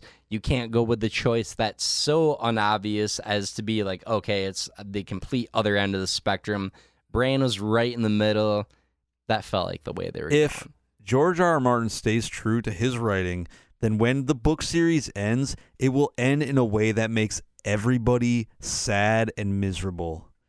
Well, it certainly did. Well, yeah, but not in the, but not. Yeah, exactly. It made me miserable, but not in the way that I wanted it to. I heard that he fought really hard upon making the show that it should be 10 or 11 seasons, and he fought really hard. And the guys, D&D, whatever they call them, you know, the fucking guys that made the show were adamant that it would be 7 seasons. And to their I understand their argument, because it is so hard to keep that many people, like, to make a show for that long. And that's, no, I get it. That's why I think actually that last season kind of sucked in a way, was because everybody was so ready to move on, and these people had become huge stars, and they got other things going on in their lives, and the kids are growing up. Now all of a sudden Bran is fucking 8 feet tall, and he's drumming for Mastodon. Well, if the thing was they were going to lose... Bran Daler's his name, Bron Daler, or whatever's the drummer for Mastodon. It's a little inside joke. The thing is... Let's go, Jerry. I just have to remind myself, like, they don't make these shows for people that have already read the stories. That's 100% true. They're trying to reel in people that will love the show. Yeah. And, yeah, we'll get to Rings of Power, but there's... man. So my thing with the last season of Game of Thrones, like, if it was an issue of we're losing people and they're going on to the next chapter of whatever in their acting thing, that's one thing, and that's an entirely different argument. If the thing is we need to wrap it up because we can't hold audience attention spans or whatever, I think that's bullshit, because literally my bitch with the last season was, and I think this is what you're trying to say, Jason, was that they tried to cram too many fucking great things into one season. And like, and this happens, then this happens. Oh, yeah. Like, spread it out. The material was for there. Sure. Yeah. All of a sudden they got in this position where, like, instead of traversing, 100 kilometers over the course of X amount of months, it was like, and 10 minutes later, Oh, yeah. Which But also, was bunk, dude. they smashed a bunch of characters together. So, like, you got Jane Poole, and then all of a sudden Sansa's that storyline where she marries Ramsay and everything, and becomes, like, this girl power version of Sansa, which will never happen. It would never happen. Sansa is terrible. She's a terrible person. She's never gonna, like, gain the confidence to do anything about anything. Like, that's the whole point of her character. Yeah, but she's Punishingly hot ginger, bro. She's not even a real ginger. She plays the X-Men chick, right? What the fuck? She plays Jean Grey too. Yeah. Yep. Playing That all whole kinds of Phoenix gingers. material and stuff. Listen, as long as the fucking cuffs match the curtains, we're okay. Right? That's all I'm saying. But can we get some fucking David Benioff back in the mix? Like, for God's sakes, you're But those talking are the about guys the who D&D fucking connection. ruined it, dude. Right? They are. That's the guy, dude. I agree. Benioff was in the mix from day one on Game of Thrones. Yeah, like, it was no, him that's and what I'm that saying. other Is dude. those guys are the guys that The fucking, first, like, 3 seasons are kill- dead nuts to the book, though. Yeah. That's what kills me, is that you didn't just take this premise and do your own thing. Correct. You were dead nuts with the story, and then all of a sudden it was like, you know what? The people watching the show are stupid, and they can't keep track of an extra 5 characters, so we're just going to cut them out. In And fairness, was true. I mean, maybe. Well, yeah, there's a line there, right, of being like, well, the books get so expansive, and even like R.R. Martin talks about the fucking butterfly effect of how one thing creates another thing, and if you remove that and whatever, and I get it, and you do got it. I mean, there's literally, I think, what does he say? There's 300 plus characters, named characters in Game of Thrones in the books. Obviously, you can't have all of them, but so that's fine. There's a line though, right? It's like, we want, like, guys like you and I who have fucking read the books have we want, that was me pushing my glasses. No, I up, got by the it. way. You could hear it. We want to. That's Conan, I think. We want something that's like, this is going to follow the books. Obviously, the last couple of books are not out, but George R. R. Martin is involved in the show. Can tell him how it's going to go. We can still have this. We can still have a fucking 10-episode season and explore some of these things instead of cramming it all into 7 bullshit-ass episodes that were poorly written. You know got what? shit with fucking there's technical errors, too. You're the biggest fucking company in the world making the biggest show in the world, and there's fucking water bottles in the Starbucks cups and shit.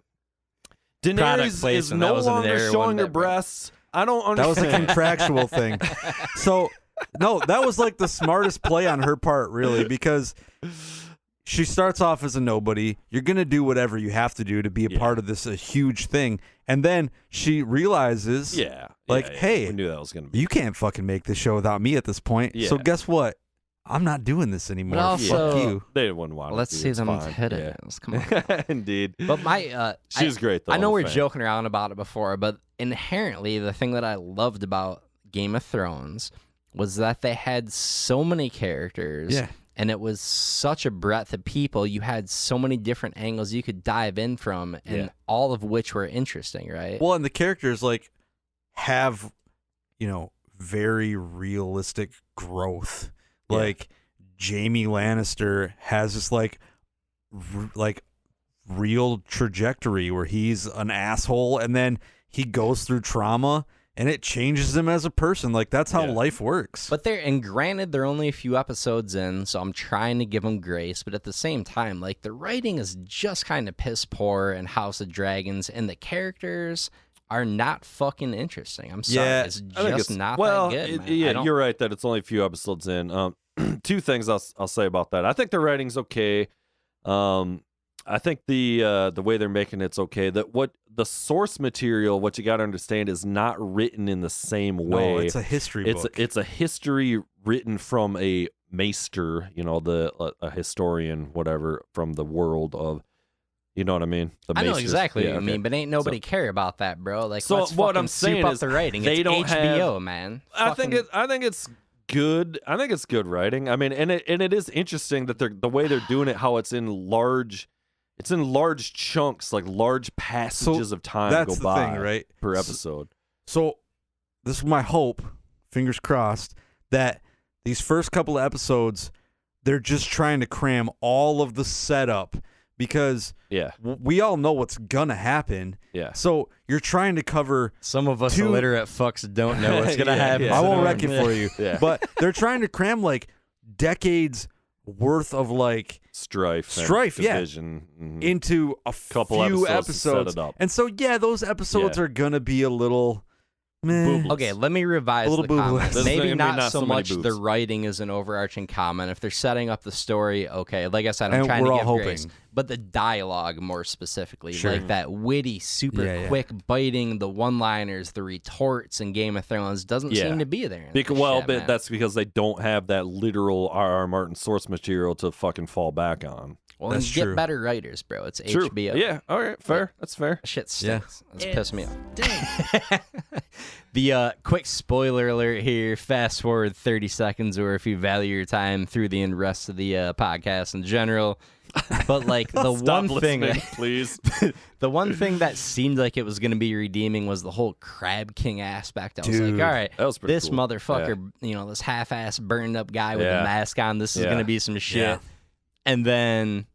Chop him in half, Yeah. not so much. Didn't right really there. do I'm like, much it's there, fucking right? unfortunate. All right, but you got to admit it's kind of badass that this guy that's been shot several times walks into a cave and then comes out dragging this asshole Yeah, behind him like, but fuck you. I was like, kind of like, they didn't even fight. You couldn't even give me like a couple minutes of these two actually fighting. Yeah, one of can I them get has a some sword and the swordplay other here, one bro? doesn't. What do you think's going to happen? But He's I mean, just gonna come get on. chopped in Furthermore, half. if you're the general of Yeah. some mass army in a cave, like you wouldn't have some cache of weapons back Goddamn there. Just knife like, oh, back there. I find But- myself unarmed. And Yeah. by the way, my other fucking bitch with that scene was, okay, they're getting their ass kicked for X amount of years, right? 3 years or whatever it was. Yeah. And then all of a sudden, Yeah, he rolls lackluster, in. ugly fucking Targaryen Yeah, guys yeah. like, let me go in here and single-handedly whoop the ass of every motherfucker. Yeah, He's it was a little dodging much. It was a 10,000 little arrows much. I raining agree. down upon Yeah. him. Oh, I love I It saw was him cool, but yeah. And then I he gets agree. hit by like 6 arrows. Yeah. He's shot in the knee. He Yeah. takes 2 to the chest, and he's Yeah. running full fucking steam ahead. Yeah, Like, yeah. All yeah. right. I mean, I'm not a doctor, but the He lung looks like a puncher foot. aspect of the But yeah. let's He's talk a male about this. Sarah Jessica Parker. He dude. really is. And by the way, dude, those fucking guys that were getting eaten by crabs down there, I love the gore. bitch in this. made motherfuckers, man. I've seen Paris Hilton Yeah, get listen. infested by far more Yeah, crabs than I've that. had crabs She that's didn't not blink that an eye, bad. bro. Come on. It stinks. So Can I get the it stinks? You hit him with the sound? shampoo.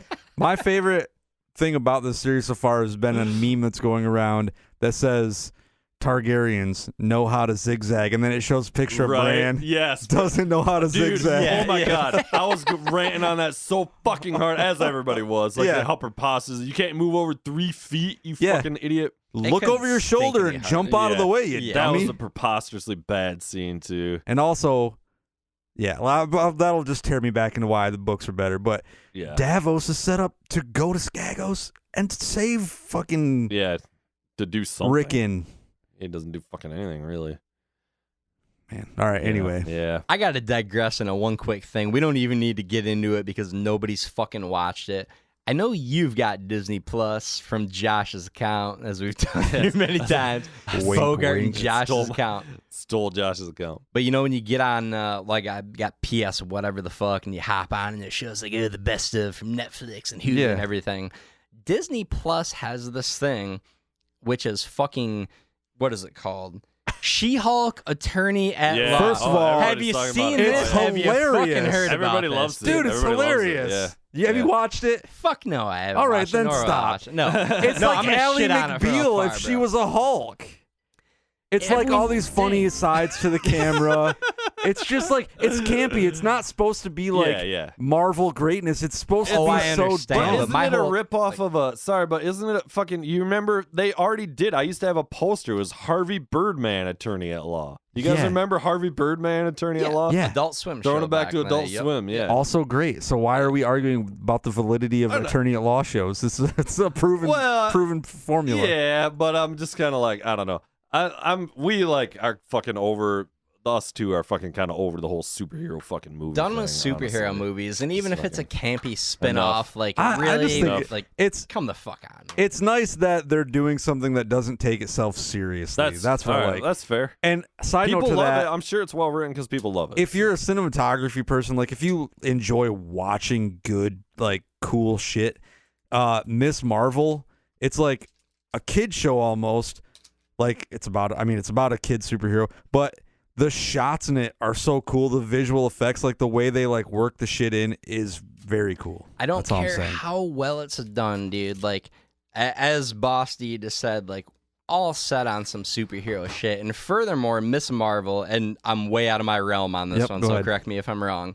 But as I understand it, the premise is a fan of Marvel movies, and it's a show about a person who likes Marvel superheroes. Like, are we really going this fucking far down the rabbit hole? Well, like, it's such a... It's you said it a second ago. It's a formula, and it gets the job done, basically. And that is inherently my bitch with it. Like, it just becomes this formulaic thing where, like, slap Marvel on it, slap fucking whatever, and it's a superhero thing, and people will love it. And But- even if people love this She-Hulk... Sorry, I'm going No, you're off good, on you're a good. fucking tangent here, bro. But I cannot hold my tongue any longer. Stinks. No, it doesn't stick. But- No, I'm taking a the stand show for the stinks. man I'm right sorry. here. I'm Here's taking the a thing. stand for the man. But like, even they're if all based on old comics. Like these stories existed. It's not like Disney Plus invented She-Hulk or invented Miss Marvel. It doesn't matter. Or That's invented Adult exactly my Swim. bitch, man. I got the same bitch with Ant-Man, they're- which everybody loves. First we of all, got fucking Paul Ant-Man. It Rudd was is a real fucking thing, national dude. treasure. So He really He is a national treasure. But don't sell you that good name with this fucking bullshit soup, dude. It's literally just This fuck it. guy's... What else? no do one we else got? could play Ant-Man. What else do we have that's got Marvel slapped I on could play top that Ant-Man. we can make a fucking billion off of, bro? Like, I don't care if it's good. I don't care anymore. They're going so fucking far down this That's rabbit true. hole, dude. See, I agree with you on that Give me point. a break, I agree with still, you. man. And my bitch, which Yeah. I will continue to say, is for that every fucking She-Hulk, whatever the fuck that gets made, or insert Avengers 19, The Quest for More Money here. He's wearing a Batman Yeah, t-shirt you are wearing right a now. Batman t-shirt. Just throwing that out there. This is true. A literal a story about a billionaire. fairness, A the man shirt who was- wears a bat costume. That's a great You're t-shirt. talking about people like they're just out for money. Yeah, this guy's got billions of dollars. I'm trying to make myself more than a man. I'm trying to make myself a symbol. This isn't the podcast I'm you wanted. It's extremely the low on the podcast you laundry ladder, deserve. bro, at this point. The great thing about not having visuals is that I can be as big of a fucking hypocrite as I want to. But for every fucking movie that gets made like this is one less Whiplash or one less fucking Mystic River with That's an not actual true. movie. And yeah, it is true I think because there are it's true. limited budgets, I bro. agree, No, no, yeah. no. There's not I an agree. infinite amount of I money agree. to spend. I'm going to stop you there because honestly, the movies that you're talking about, they all start from a seed of some fucking no budget indie film that people end up loving, and then that spurs the big budget companies to grab back onto these films. That's when you get that shit. I mean, we were just talking about Wes Anderson in the kitchen a little while ago. Like, yeah, that guy's first couple of movies had $0 behind it. Bottle Rocket is a fucking joke. But now he's like, that was a different time though. He's got $1 million budgets. He's fucking building these extravagant sets on sound stages. It was a different time. That's what I mean. Like, is you couldn't get that. It's hard now to get that chance. But my point is that you're not like a guy with a great idea doesn't just present, oh hey, like fucking Universal Studios, you should make this quirky indie film. Exactly, because inherently somebody else has to make it with no money, and then those people are like, oh, there's money to be made with very little. Yeah, but it's not no money, dude. Those guys still had distribution. They still have budget. I mean, are you guys, old school Kevin Smith fans, right? Yeah, sure. So like Clerks, like fucking. Well, yeah. He paid for that movie by selling his comics. Like, that's not a ton of money. That's true, but that's a bit he of built a career on it, and now he makes kind of shitty movies. In fairness to my argument, there's a difference between something that was generated from a comic book and some superhero thing. Those are two very. I agree with you. There's like it's a cash cow, and I'll concede. And to that. So, have you heard Matt Damon talk about this at all? Matt Damon. It's actually kind of interesting though, because believe it or not, Matt Damon, although like of course he made Jason Bourne in a couple of these huge movies, he's actually like kind of like a character actor who does really kind of throwback to Good Will Hunting, dude. And they he talks about how now a lot of these movies, like what we're griping about, that can't get made anymore, is because also of the lack of DVD sales existing.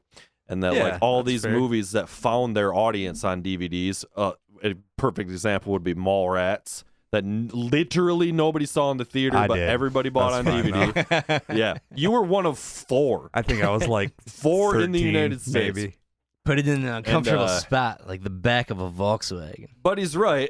There's all these fucking great movies that we all love. Even Reservoir Dogs, whatever. They all found their audience on DVD. Fucking Office Space or whatever. Yeah. Like, and that launches these guys' careers to be able to make more shit.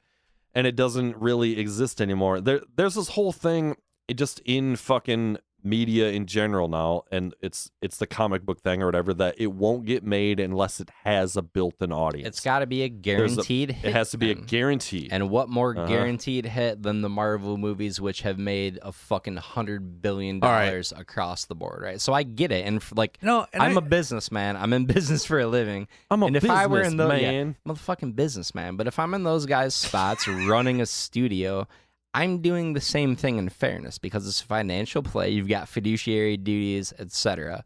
Fiduciary. Yeah. You're fucking right. I'm not dropping a businessman. 4-syllable fucking words right here. Having said all that, as a consumer of good films and someone who desperately wants more of them, it's a fucking shame that we're in the position we are now, and it's a real bummer. And it's the reality where we're at. The DVD thing, I was going to jump in on that earlier. Like, it is what it is, but it's unfortunate, and the end result is worse movies being made. I'm sorry. And the superhero shit, it's probably good. Movie ever.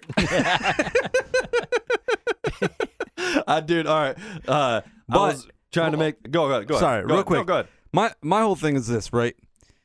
I'm not disagreeing with what you were saying at all, but think about the legions of people out there who have spent their youth into their adult lives just fucking loving comic books. And now all of a sudden, you have these high-budget, spectacular, like, fucking Infinity War. Whoever would have thought you could see that, in the 90s? Like, that's true. There are just too many of them, is my argument. No, I'm not even arguing that. And I love comic books growing up, dude. And like all the X-Men and Spider-Man shit back in the day, I was all over that first in line. But it's such an oversaturation. I think that's what we're saying. Is it's kind of, even with Infinity War or whatever, it's kind of past, it's kind of peaked out, and it's just like there's fucking just too many, and that's all they're making now. And I mean, even the fact that something like, even if it is good, something that is quite preposterous, frankly, as fucking Attorney at Law, it's pretty preposterous, right? Can be made.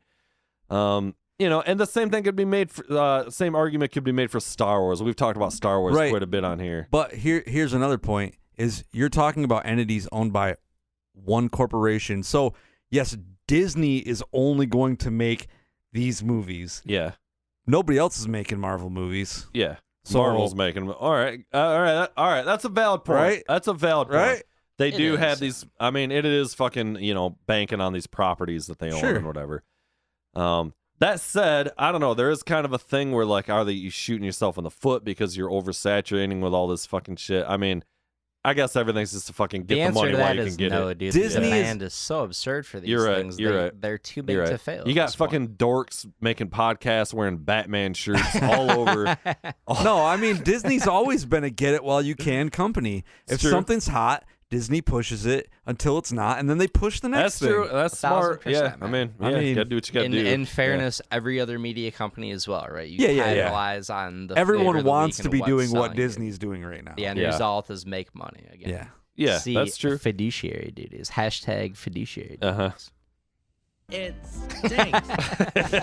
That's my go-to. I feel like, dude. All right.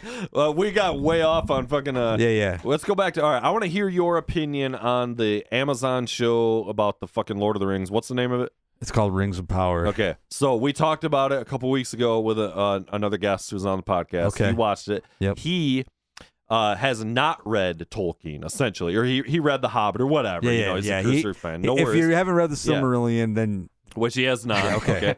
And his opinion was that I really liked it. I thought it was great. I thought, it's very. He was saying like Yeah. the shooting's great. It seems high budget.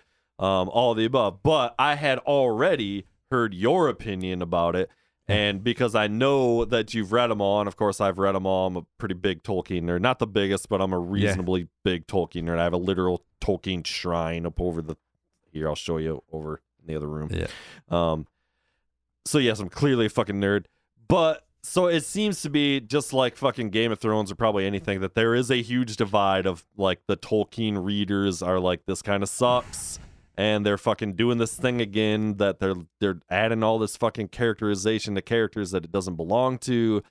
And I don't know. So, I mean, go ahead. What's your opinion? I think that it's great, and it also infuriates me. Yeah. I think the show, if I didn't read any of this shit, I would be enamored by this show. It's fucking great. Like, the sets are awesome. The actors look, that's a whole separate thing. That they're doing cool shit, and in parts of it, even though I am a book fan and I love that shit and know a lot about it, like there's parts of it still that I think are great. Everything they're doing with the Harfoots, like the Hobbit ancestors, that's cool because there's not a lot written about that, so they can like branch off and do these things, and it's not stepping on anyone's fucking toes. Mm-hmm. But you're changing things that just didn't need to be fucking changed. You're Yeah. taking two characters and making them interact in a way that they A, historically never interacted, Yep. and B, doesn't make sense when you go down the line to the movies that these are supposed to be prequels to. Even if you're just looking at the cinematic universe, Yeah. there are fucking problems out of the gate. Yeah. Shoehorning is what I was called. They're shoehorning in things Yeah, that don't they belong they took a property and they said, what are the names that people recognize? Correct. Let's make them all friends. there. Okay. And it just is infuriating. I agree. And if would that be guy infuriating. that fell from the fucking sky ends up being Gandalf, I'm going to write some angry letters. Well, so I have not watched it. So, Yeah. and part of me kind of doesn't want to, based on partially on your opinion, is that I feel like I'm gonna kind of No, you I would say this. Wait it out but watch it because it's good. It is. It's great. It's great. But I'm like, oh, Galadriel and Elrond are best friends. That's fun, I guess. Right, What the right. It doesn't matter. It doesn't make any sense. And they also like but they're way younger, right? It's way younger versions of them. they are, but okay, so that's the other part, right? They can't be best friends because Galadriel is fucking centuries older than Elrond. Okay. And also Elrond being born half elven is kind of an outcast for most of this shit. Like he's not hanging out with the cool kids and doing the thing. Like it's that aspect of it is dumb. And to back up what you were saying about the Targaryens, the elves, most of the elves are not good looking enough, and they have modern fucking haircuts all of a sudden. Like, oh, this guy has a fucking, you can tell his barber uses a number 2 guard when he's doing his fade. Like, why does he have a fade? Why does this chick have the Jennifer Aniston from Friends? Exactly. Yeah. She's wearing the Rachel. Got the Karen. She's wearing Rachel. It's like, I don't know. And then Galadriel, like, anytime somebody takes something and just fucking cookie cutters, like shoehorns it into this mold. Shoehorning, like, man. I'm all about empowered women characters. Yeah, I think that's great. Women are better than men. I'll be the first to admit it. But right now, there's like this fad where Hollywood is doing this thing, and so they're taking this character who already has a rich backstory, and like, there's a lot to fucking say about Galadriel just based on what Tolkien wrote. Yeah. So you take her, and then you just make her this like super revenged, bent warrior. Oh, is that what it is? And it's like, yeah, but we know that you're like telling me she's taking an oath, but we know from the movies that, again, these are the prequels to, she doesn't care or follow through with it. So it's bullshit. Are they like saying, like, is this supposed to really tie into the movies? Or Yeah, this is the universe. Yeah, it's the same universe. Yeah, okay. And again, you know, none of these things would matter had I not read the books. I would think this show is amazing. Everyone should watch it. Please watch it. But I get what you're saying, but that's also bullshit. Like, I actually take umbrage to fucking when people like are like hate on like the book readers calling bullshit. There's like this thing on the internet about like, oh, you're a book reader, oh, fuck you, or whatever. You know what I'm saying? Yeah, there is. And the Twitterverse and shit. And I kind of take umbrage to that. It's like, yeah, I'm a fucking yes, I read the books. I'm a fan of this. Now they're making a movie of it or whatever, and I'm calling bullshit. And this you would is an entity I care about. Don't wreck it. And it's not like, and like Tolkien is not a small thing, you know. So like, it wouldn't bother me really even half as much if we're talking about any other author, but this guy spent his life not only creating these stories, but making entire universes that these stories exist in. The guy created a language, like several languages. That's what, I want to say it was, and not on a whim. Yeah. It was very, very edited, and like this is very specific stuff. And it's not like the shit that exists is boring or terrible. It's amazing. Right, yeah. Why would you not just use it? Yeah. Like, I was like reading a bunch of like stuff. Actually, the cast of the show was commenting on like all the racial comments that they're getting because people are like freaking out. Like, oh, there's not black elves. There's not. And to me, like, I was talking to my wife Katie about this, and I was like, how can any of this matter when Galadriel and Elrond are best friends? Yeah. Why do any of the inaccuracies matter? I know. I hear you. I think the racial stuff's so ridiculous. The answer is clear. I mean, Dave Thomas. Dave Thomas. You didn't make me say who first, though, so it doesn't count. But that is, I mean, and it's actually the same thing, what you're saying, even with, like, you know, racial or whatever, like shoehorning certain people into certain roles that don't necessarily should be that one way or the other. But it's like, that's actually the same thing as even just like changing the stories and like shoehorning. It's all like done kind of for the same reasons. It's all the same people having the same thoughts about how to turn these fucking vehicles into. And I wish it wasn't. I wish that like if it was about like, hey, we want representation for everybody, I'm 100% about that. Like, nobody should have to feel excluded. Everybody should be included in the story. But when you're just pandering, it's 100%, man. Yeah, but it's also, I mean, the I got same. Real excited about this. Well, yeah, the fucking, you know, the Hobbit movies. I mean, this is the same perfect example to me. Is that it's exactly what you're talking about, and that's what everybody's been saying. I mean, those fucking movies, man. The Hobbit movie, like. The Lord of the Rings films, like, are some of my favorite movies. Notice how we went movies to films, right? Yeah, we take that shit serious. Indeed. For real, We're talking the Lord We're not of the fucking Rings playing here. Film. But, yeah, I think those movies are truly masterpieces. The first one is, like, arguably my favorite movie. I always waffle back and forth between Fight Club and that, depending on what your fucking basis for that answer is. But, And and I was excited when Peter Jackson came back to make the Hobbit movies. Was a little kind of like when they announced that they were going to have 3 movies instead of 2 movies. I was kind of excited and kind of like I was also skeptical. And I guess apparently rightfully so on the skeptical, because again, it's the same shit of like creating character interaction that's unnecessary. Writing just blatantly just making it up. It's just, you're just making it up. And it's like, okay, like, dude, you can put your spin on things, but this is a book that's been read by millions of people for decades. You can't just make it up. Just make the movie of the book. That's all anybody wants to see. And even business-wise, this is proven to be time and time again, like with like It by Stephen King, massive blockbuster because they stuck to the book. Every other Stephen King movie, the worst movies ever made. You know what I mean? So this is like a proven thing where if you, even with fucking the Marvel stuff, when you pretty much stick to the story and you make these stories that people know and people love and they want to see on the screen, that will actually be a better moneymaker in the long run. So you don't have to change it. And that's what's the most infuriating about it. Yeah. Is that it's already so good that you want to make a movie of it, and then you change it for no reason, make it bad, and you're actually losing money in the long run instead of making an amazing movie people will talk about forever.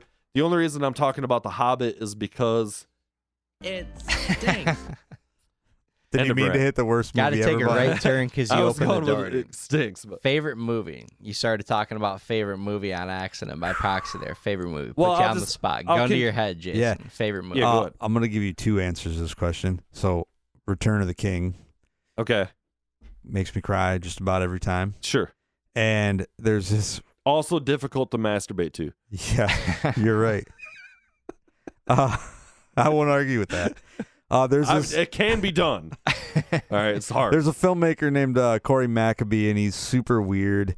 And okay, so rewind this. You know how irritating it is when somebody gives you something or tells you like you're gonna love this, right? Like I know Yeah. you so well that there's no way you won't.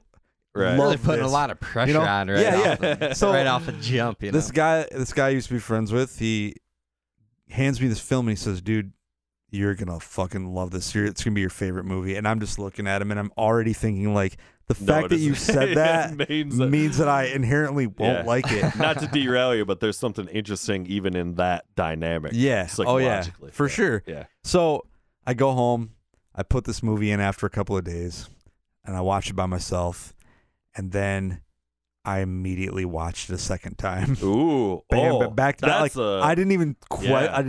there was nothing else I was gonna do in that moment than watch this movie again. It's called The American Astronaut. It is a space western musical. Okay. It is very, very, very low budget, Okay. and it is fucking incredible. It is my favorite movie. You weren't fucking around Wow. with the musical comment. Doubling Dude, down on that. Also a The space western. which Space I love, western. dude. The Hitting that tagline. trifecta. The tagline for this movie is "Space. It's a lonely town." Nice. That in and of itself is brilliant. You know what? Right that on the- actually gave me chills. Yeah. go. Right on the heels of the fucking conversation about too many of these movies being made with superhero movies, like the preponderance and fucking sheer number of space musical westerns is off the charts. It's squeezing out budgets for potentially far dominant, smaller budget movies. Oh, I thought you were Just going to say fucking something flooding else. the market. That's gold. When was this made? What time? The movie was given to me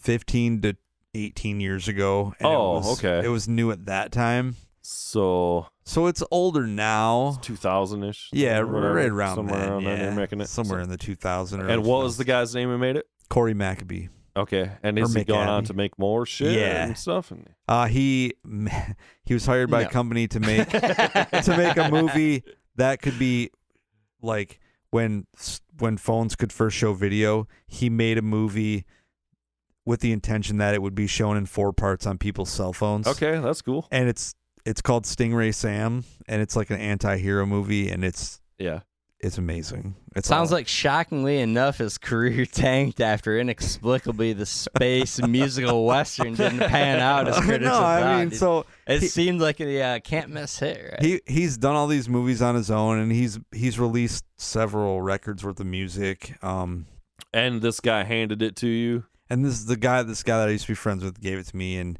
told me I'd love it. And what's that? On a DVD. Yeah, on a DVD.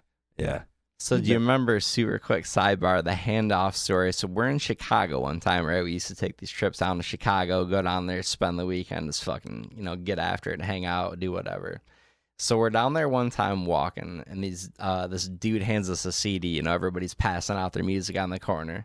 So this guy's working on behalf of somebody else. He's like, you got to listen to this guy. My boy's the truth. He's going to be the next fucking big thing. I don't know if you remember this Not or not. really, Right? no, go. So we get this blank CD, this fucking demo, whatever amount of songs, right? And this guy's fucking hustling, just like all those motherfuckers in Chicago, It's just getting after it, and you got to respect it. It's out there on the corner, fucking. He said it's going to be truth. the shit. I don't remember exact verbiage, but like he's just throwing it down. He's like, my guy is the fucking guy. Just like soak him in, drink him in a little bit. He's going to be huge, right?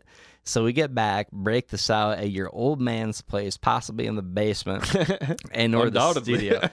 And it's this cat named, I don't know if you're a hip hop guy at all. I am.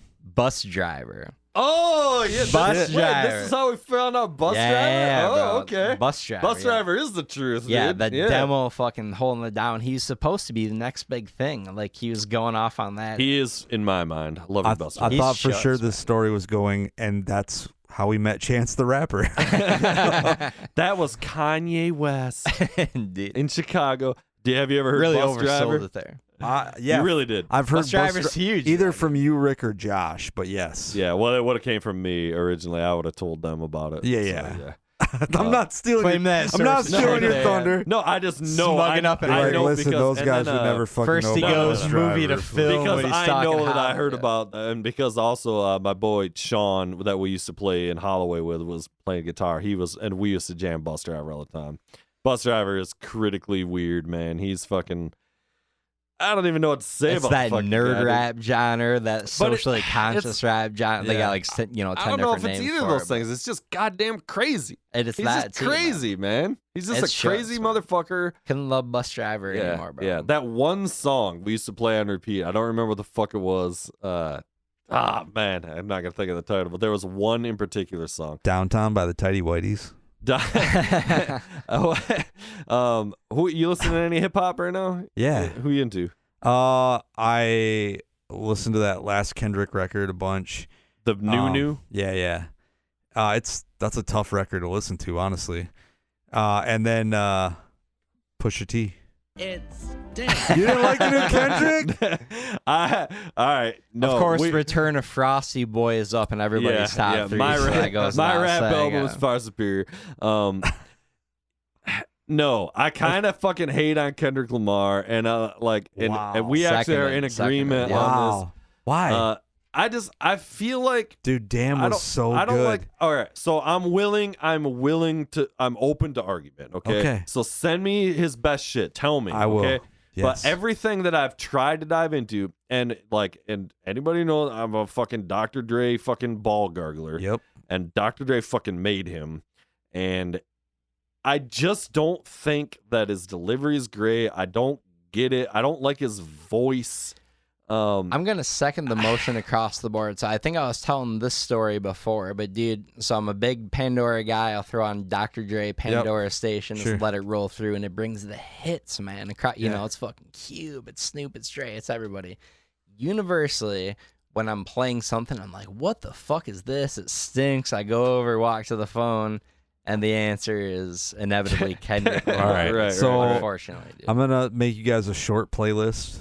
Yes, and then please. we'll top get it going. 5. Yeah. Need a top I 5. will Top 5 done. play it, send it Easy. to me, and I'll talk about it. I will recant. I want to believe. Yeah. Truly. That's So my newest You know? rapper, if we're talking Dre proteges, going off on this other day, but the Game. Give me some Game over Kendrick Lamar for sure. Have you heard the new? For sure. Have you heard his new record? He hates Dr. Dre now, though. Well, yeah, they've hated it. Like that Yeah. whole, and he the biggest thing they're talking about. Sorry to interrupt you, but it's his diss track about Eminem is Yeah. like all the fucking. Oh, yeah. You know. Have you caught that? You hear about No, it? not the new the new album cover. I think I sent that to you a while back. It looks fucking choice. Yeah, dude. the album Super cover's cool, yeah. badass. And I mean, don't get me wrong, dude. The game is fucking badass, dude. But like, you know, it's an interesting thing, and it is kind of. And I'm not fucking that deep in it, but it irritates me a little bit because like a lot of that opportunity comes from those guys that he had. Oh, you yeah. know? So like, it's come on, man. Like, Real quick, back and just shouting out real fast. The last Pusha T album, half of it was produced by Pharrell, and the other half was produced by Kanye. And it's fucking All right. awesome. And there's a track that Kanye produced that samples some R&B singer, but they're singing John Lennon's "Jealous Guy," and it Okay. is insanely good. wow, I thought you all were right. gonna double down and just throwing it back one more time. No, the space no. musical Western Cowboys can't speak highly of it American enough. Astronaut. I thought you were man. just doubling down. I would American definitely. Astronaut. I'm We'll have to breaking watch balls, that. but I love those obscure sounds fucking good. movies. The crazy premises. What's your they all favorite are. movie? Yeah, what's you your asked favorite? the fucking question. Batman. Yeah, literally a bad laundry day. I had limited options. I knew That was a the great balls t- were going to be it's a great broken t-shirt. based on my previous fucking rants. Let's All soak in my t-shirt. No comments at all. ZZ Top, bro. ZZ Zed- Top. Zed T-shirts Top. Shout out tonight, to the top. motherfuckers. Pour one out for the top, bro. What's the boy that from ZZ Top that fucking Yeah, Pass that fucking note. you think it's funny that Lusty Dusty Hill, R.I.P. Dusty Hill? the yeah. guy, the drummer, his last name's Beard, Yeah. and he's the only one that didn't have a beard. Yeah, for sure. I always think Delicious about that. irony. All right, Indeed. so I'll give you. All right, favorite movie. I have a real hard because there's so many different. I have a hard time giving one answer. Let me give you three answers here, Citizen Kane. if it's fair enough. Yeah, just throwing it out. Throwing back to a film class discussion Yeah, for fucking yeah. last week, bro. Definitely watch some Citizen Kane in there, as one has to do when you take a film class. But okay, honestly, my favorite movie, because I was saying I like weird shit, dude. I really love Donnie Darko, man. I know that's kind of an odd call. That's a fucking great, no, that's and that's a every good time I call, watch man. it, I'm It's a just good movie. like, God damn it, this movie is kicks phenomenal. so much ass. It's got everything you And it's love, got right? just the perfect blend of weirdness, right? And I'm not It's like obscure enough. I've Excellent gone off on soundtrack. Did you watch the sequel? Samantha oh, Darko. dude, S. S. Darko. Darko? Yeah, I did They not watch couldn't it. I stink didn't any watch it. harder. Oh, Oh, yeah. so yeah. bad. I walked by that thing eyeballing it for years in Blockbuster and Blockbusters, Yeah. and every time it's like, no, can't do it, Yeah. can't do it, don't do it, don't do it. And I one was day, able to one day I masturbate to watched it, it, and though, like, so. God damn it, dude. Oh, you yeah. could. It's exactly I as got terrible there. as It you took a think it's while. gonna be. But dude, I could not hate movies that are weird for the sake of being weird. The end. You don't want that. like David No, no. Lynch. That's why Yeah. I go off on David Lynch. I don't like I think it, yeah. David Lynch stinks. You It's don't like weird David for the Lynch? sake Wow. of being weird. He I hear, stinks. No. Can I get Twin an it stinks Peaks. sounder? It stinks. David Lynch, it stinks. Weird for the sake of being weird. I You didn't like stink, you're fine. Eraserhead. That sort of thing. I'm just. Yeah, I mean that's It's got that cool that's song it. that the I mean, Pixies covered, and that's. Talking that about was probably my favorite one of the ones that I've seen. Talking So- about and, Dennis yeah, Villeneuve, I believe his name is, correcting the fucking, righting the wrongs of fucking Stinks boy Dune Wise, man. Oh, dude, listen, we're gonna New have to have a Dune's whole shows. podcast, All right. a podcast about Dune. But anyway, You know? huge that's, fan of that's that its flick. entire podcast. So It I is don't wanna talk about weird that. with an end goal Oh in my mind. And it's God. great. By the way, that cat was like 24 when he did that flick, dude. Like, not an experienced director. Some 24-year-old kid just knocked it out of the fucking park. Did you Love me see, some Donnie Darko. Love me some Jake Gyllenhaal. yeah. And that, Jake Gyllenhaal. Yeah, it's Nightcrawler, great. dude. Yeah. Nocturnal Animals is we were talking about this Yeah. the other day. I know Hold you on, couldn't hold on. watch it. Did you Okay. see but back to David Lynch? Did you watch Twin Peaks though? Yeah, Twin Peaks is great. Twin Peaks It is like stinks. You didn't like like it? how Didn't It's like so it- campy. the only thing that sucks about it is that it like how it like kind of just stopped. You know, it ended. but and, then like, they you know, did like- it again and finished it on Showtime. I didn't even finish the original. with the man. I couldn't do movies it. or whatever. No, like, it was a series. They brought back the like series. recently. yeah, with the right? same cast. It was just Oh, like okay. within the I last didn't- 5 years. All right, yes, gotcha. I didn't catch that. I didn't catch the movie. There's that Fire Walk with Me or whatever. The Yeah. movie or whatever. You Yep. seen that? No. Me either. So, but what I'm saying is, all right, like the first season or whatever, like of Twin Peaks before they like, and part of the second season or whatever too, like, was like weirdly like, I don't even know how to describe it, dude. But like, you do like find yourself like addicted to it. There was something Yeah. about it that was like, Because you want to know. you want to know. also everybody's like super hot. The girls are hot and they're good actresses. The guys are hot too. It's a there's young part Laura of that, Flynn honestly. Boyle in that, dude. So there's my girl LBF. what's all the over guy? that. Who's the guy that fucking? Who's the FBI guy? The guy that played in Dune, the star of Dune? I don't know. I don't remember. Fuck, what the fuck is his name? Also the star of Showgirls. Jamie. Look it up. Also the star of show Elizabeth Berkley. No, what's the fucking guy? What's the guy's name? There's only Who's the one star of that the movie, bro. FBI guy who was the fucking. name's Quick Jesse sidebar. Spano. What dude? What Look Red it Blooded up. American Male? Jamie, are you looking? You it know up? the star of Showgirls. That dude. That was a side. Because that yeah. He fucking. God damn it! What is this guy's Because name? when you think Showgirls, you think that guy whose name we That's why can't it's funny. remember. Which to shout out, we'll have to talk to Bill Norkus about about Flight of the Navigator. We'll just leave it there. Classic film. No. There's a whole other thing about. Ask him next time you talk to Bill. Ask him about just say. Ross told me to ask you about Flight of the Navigator. Is it going to be a classic rant? Just ask him. All right. Okay? I'll do it. Please. I will. Please. Flight of the Navigator. Michael, his name's what the fuck? Michael Kyle. McLaughlin Oh, or Kyle something. Michael, yeah. Kyle. Really Damn it. struggling here. All Got a right, whole bunch of moving names. on. Fucking Worst episode ever. Thank you. We got to get you your own controller. That's what I'm saying. Like, you need to have your own. I'm literally sitting at random buttons like, yeah, that's what looks about right. And you can change it. Tends to work It's like- out. The universe guides the finger as it needs to go. Dude. All right, I'm pulling it back. I'm reining it back in. Rein it in. As I said, my favorite movie, I always waffle between Fight Club or The Fellowship of the Ring, the first Lord of the Rings.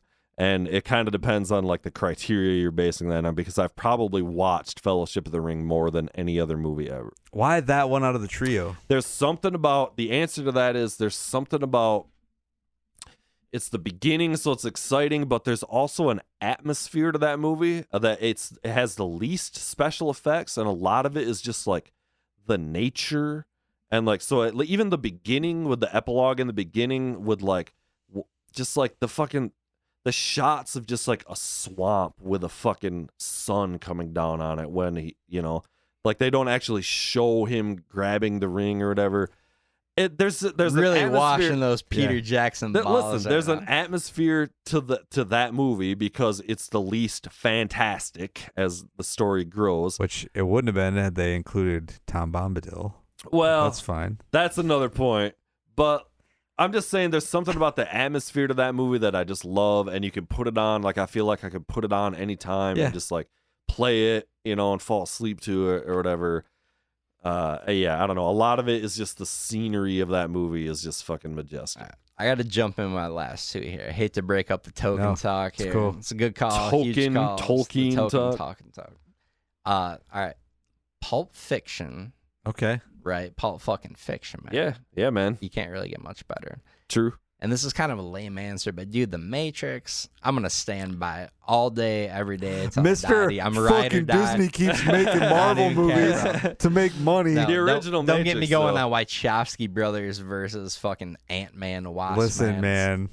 I get you. And again, based on If like it would have been criteria Will of, Smith like, and Val Kilmer, then I'd have been behind you. if you say though, like, if the basis for your favorite movie could arguably be the movie you have watched the most times, Then right? the original Parent Trap for me, hands down. there you go. But isn't that, it's a different when you think about it that way? Like the movie you watched the most times might arguably be your favorite movie, whatever fucking criteria would there be, right? New question. What's the movie you've watched the most times? Right, Of the few that's movies? the same. So my answer might be the fucking Matrix. There's an argument there. Do you remember that how could many be your runs through favorite the movie. Matrix trilogy / Animatrix? You remember going through watching Animatrix interspliced with the We three used to set up a whole matrices day with the matrices going on. watch the entire Matrix. Episodes 1 through 2 were the prologue to Reloaded, fucking dropping that stuff in. And then when they came out with the third one, that's when we did that. We watched everything in order, then went to see But the it. original Matrix is hard to fuck with. It's I feel amazing. Like. It is one of my So you favorite think movies, Matrix too. is maybe You the know, movie like, you've you're seen not the a most Matrix fan? times? I mean, it's all right. Yeah. It's not my favorite franchise by far. There's something about it. No, me either. Franchise. I'm talking about just the first Matrix. Yeah. And specifically, like it's a great movie. I think That's the movie you guys were the most exact times. right age when that came out. We were. Yeah. There's a lot of stuff like that, and I feel like I missed it by like 3 years about being really excited about it. But you're a big Harry Potter fan, and you're older than me, and I feel like I was too old for Harry Potter. Yeah, when it but came I didn't out. start reading Harry Potter until I was like 20, 22 maybe. Yeah. movie So- you have seen the most times. Not your favorite movie. What do you think the movie Parent is? Trap you've seen the starring most? Haley Parent Mills. Trap. Okay, yeah, you still. Hands down. I've watched it as a kid. I've watched it hundreds of times. As an adult, you go. I've watched it hundreds of times. Yeah. I mean, This is a question I hard to beat. wanted to It's hard to ask, beat. and I think this is a good fucking. I think you're a good guy to ask it to. Do you have an answer for if there are any movies that have been made that are better than the book? I have one answer because I've thought hard about this. Has been a question that I should have saved this one maybe because I'm not to put you Man. on the spot, but it's a tough question, right? you answer and I'll think about my answer. Okay. My answer to this is basically the only movie that's ever been made, more or less, I would say, ever, that's better than the book is The Shawshank Redemption. Ooh. And The Shawshank Redemption, so there's a couple reasons for that. First of all, it's not a full novel, it's a novella, so it's a little shorter. Frank Darabont, when he made the movie, back to my point, is he made the book, okay? And then just expanded some on that in certain areas, but he still made the same story and was true to it. So he was able to, because it was a novella and therefore perhaps not fully fleshed out, he was able to then flush those areas out. And there's nothing that could be said that that's not just a fucking amazing classic movie.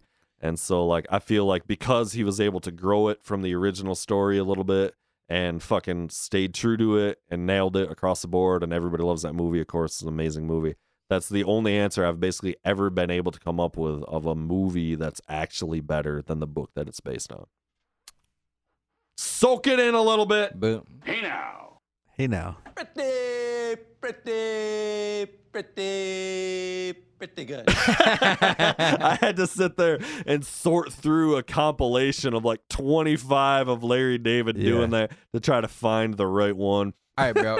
Right off the top of my head. All right. Ready for this? Yeah. Yep. Mic drop. Without even thinking about it, bro. Jurassic Park. Oh, okay. Interesting. Yeah. Interesting. I could see Uh-huh. that. That's a good point. But the book's great. Did you read the book? I did indeed read the book, which Okay. is choice, but we're talking Jurassic Park, bro. We're True talking story. Jeff Goldblum. All right. So All right. That's true. I think my answer kind of goes along with that a little in a sense. Ready Player One. Like, Okay. because when you see the visual, that's the whole thing, right? Right. I mean, the being in the game as the game. But you don't enjoy it more in your own mind, written like that, you know? You read books, I you mean, know? yeah. Maybe. I didn't read the book. I did. I'd have no intention of doing I so. tell you what, if it comes down between my own mind and Spielberg, I'm gonna take the latter and feel pretty good about my odds. I feel like there, that's dude. fair to say. I mean, I didn't love the movie, but I'd never read the book. That's not one of my favorite movies, but Yeah. we're talking about yeah, movies for that are better than the book. And I think just anything like even Jurassic Park, like you're saying, like, yeah, you can imagine the shit, but when you see it, true. And when they do it right, that's a good fucking answer, Jurassic Park, man. All right. I don't know about Ready Player One. I'm skeptical on that. I No, mean- I'm kidding. Well, see, but that's the thing too. Is honestly, is Spielberg people again, love though, that bro. book, though. Yeah. You know. So like, Yeah. and I didn't love the movie. So yeah, I didn't love either. that's but part of it too. Is like I almost feel like the opposite way is like you can have somebody visualize it on the screen for you, but there's nothing that beats the description and visualizing it in your own mind. except Jurassic you know? Park. Except Jurassic Park. That's true. And Jeff Goldblum's fucking chest just heaving. in Talking his Sam chest Neill, hair. talking Laura Yeah. Dern, talking fucking Jeff Goldblum, bro. Good call. Good call. Talking man. the what's the old guy's name there? Owner of the This, I don't know. It does. It's Sir It doesn't Richard matter. Attenborough. He was knighted, dude. You Well, know let's what I'm talk about talking this, and then we'll take a break. Do you guys like the new Jurassic Parks? Like you feeling like the new shit? yes, I do. He's I like saying it. No. Can I get an instinct sounder? It stinks. I can't do Chris Pratt. I've gone off on Okay. a Chris Really? Pratt rant on many occasions. I love Chris Pratt. I hate him, dude. I just hate his I asshole got mixed face. I think feelings he's the on worst Chris Pratt. actor in the I world. do really couldn't like her stinks though. the new one any harder. Howard, sorry. Yeah, Dallas. Bryce Dallas Bryce Howard. Dallas Yeah, Howard. she's She's phenomenal. Yep. She was in a movie called Molly's Game, which is a true story saw about that. this Okay. lady who ran basically a super high-end, super high-stakes poker game, right? And Oh. hosted that and like facilitated this shit with the biggest of the wigs, and it Yeah. was this whole behind the yeah. She's making new Star Wars shit, as you know, I'm sure, Mandalorian and all Yep. that. And then I also loved her, and she did that one episode of Black Mirror that I thought was just fucking incredible. She's in that. It's the first time I ever heard of her. Is she's in that M. Night Shyamalan movie, The Lady in the Water, yeah. And That was Which I garbage actually movie. I know Oh, everybody I hated shitted on his- it. I hated know that you movie. shitted That on was it. literally one of the worst movies I've ever seen in my life. M. Night, listen, It stinks. Val, I love you, but No way, It I'm not. stinks. I'm not. I got your back, bro. I like Lady in the Water. I'm the Oh, one guy that like awful. Lady in the Water. I like The Terrible. Happening. Signs might be I one of love my a favorite bunch of M. movies Night ever. shit, dude. but Signs is great. M. Yeah. Night's Signs great. is great. Lady in that the Water movie was sucked terrible. balls, dude. The only Signs- movie I want to watch that takes place at a motel is The Karate Kid. That's it. The scene. Maybe Psycho. That's a huge call. Duct Tape Bill is the fifth Beatle, by the way. Every time. We should talk about the Beatles a little bit Let's do it. because I'm not sure I know as much as there's Beatles fans out there. I don't know that I know anybody who is a bigger Beatles fan than you. I don't know anybody. I think there probably are, Oh, certainly. there are, yeah. But I Right. don't personally know anybody. The Beatles, so I'll fucking go a little bit here before I let you go. As you know, we've talked about this before. I'm not a huge Beatles guy. I like the Beatles. I like a lot of their songs. I think they have a lot of songs that are not great. But I was never like super into it. And what I like, my biggest point I always say about the Beatles is, I guess there's two big points. One is I appreciate their contribution to recording, even though I think some of their recordings are not great, but I appreciate their artistic contributions to it. And I find that I like the Beatles as comedians more than I like their actual music. There's a lot to the Beatles that is their personality, that is who they were as people, their banter, their quips, who they were on camera, the movies and everything that they made like that. I enjoy that shit more than I like actually their songs. I'm kind of generalizing or whatever. Not that they don't have a couple unbelievable songs or a lot or whatever, but I like that aspect of them. I feel like that is actually kind of underrated in the conversation a lot of the time when people talk about the Beatles. So that's my point of view on it, but you're a huge fan. So I mean, you're gonna have to narrow this down to what you want to hear about. I mean, like, so you agree with me on some of these points? No, I or- mean, so I love the Beatles. I think that they are the best songwriters, or at least, you know what I mean. If there's a group of the best songwriters, those guys are in the mix. Sure. Right? I mean, Okay. yeah, definitely big personalities. Yeah, I don't know, man. We could talk about any facet of this for hours. Who's your favorite Beatle? All right, it's a toss up, and It's it's a like toss up between the four. no, it's like you were saying with your favorite movie, right? Like Yeah. it just depends on your criteria. Right? Agreed. Musically, Paul McCartney, Okay. right? Writes great songs, can play everything, but more than that, Paul McCartney's bass lines made everyone else's songs better. 100%. And your band is only as good as your bassist. God, period. I love you. Period. That's why I love You you. can right make a there. case for Period. Michael Keaton. What? Little Batman. Beetlejuice material, nothing on Beetlejuice. Oh, man. God. Let's go material. What the hell was that? Give me a gold material on him, dog. So I need it. That's gold, Jared. I stand by it, bro. You are correct. Soak it in after the fact. In post, bro, it's just gonna break your balls, bro. That's gold material, and you know it. All right. I Aaron Sorkin the room. I was too. Do you smart have a and too favorite fun- Beatle? Are you like, you know anything about the Beatles? In haiku form, Based on to their sum hair? up the Beatles, I would say their contribution to the music world enormous, My love of them non-existent.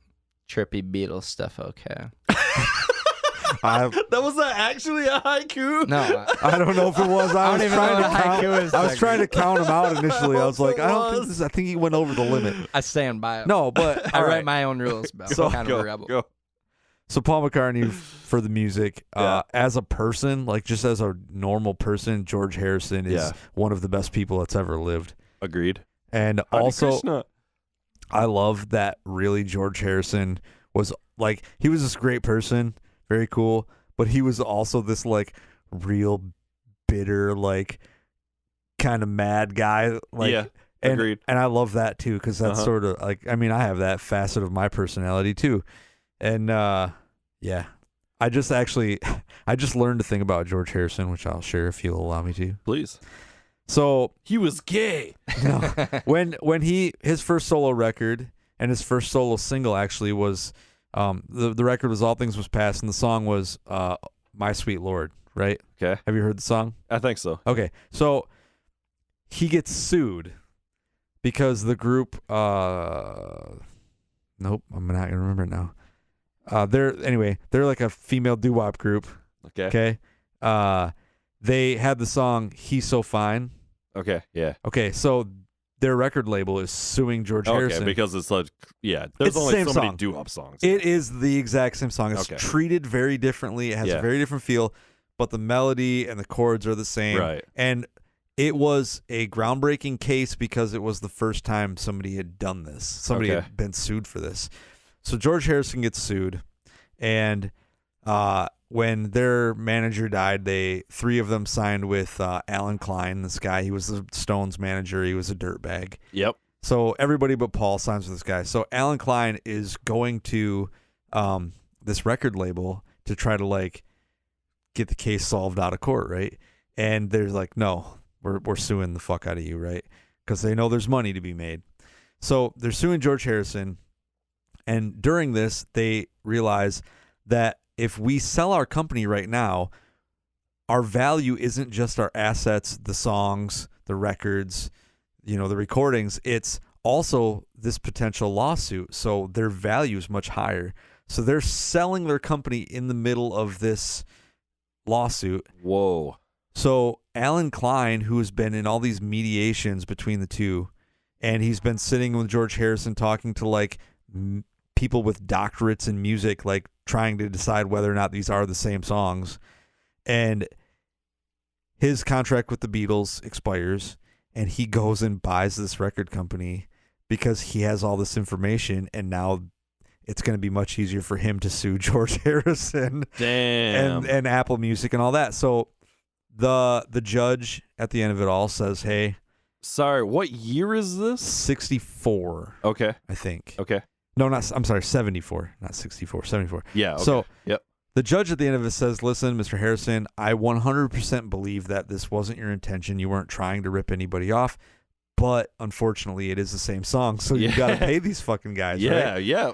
Which is fair. Which is fair. Yeah. So they value what fraction they should get of all of the sales of the single.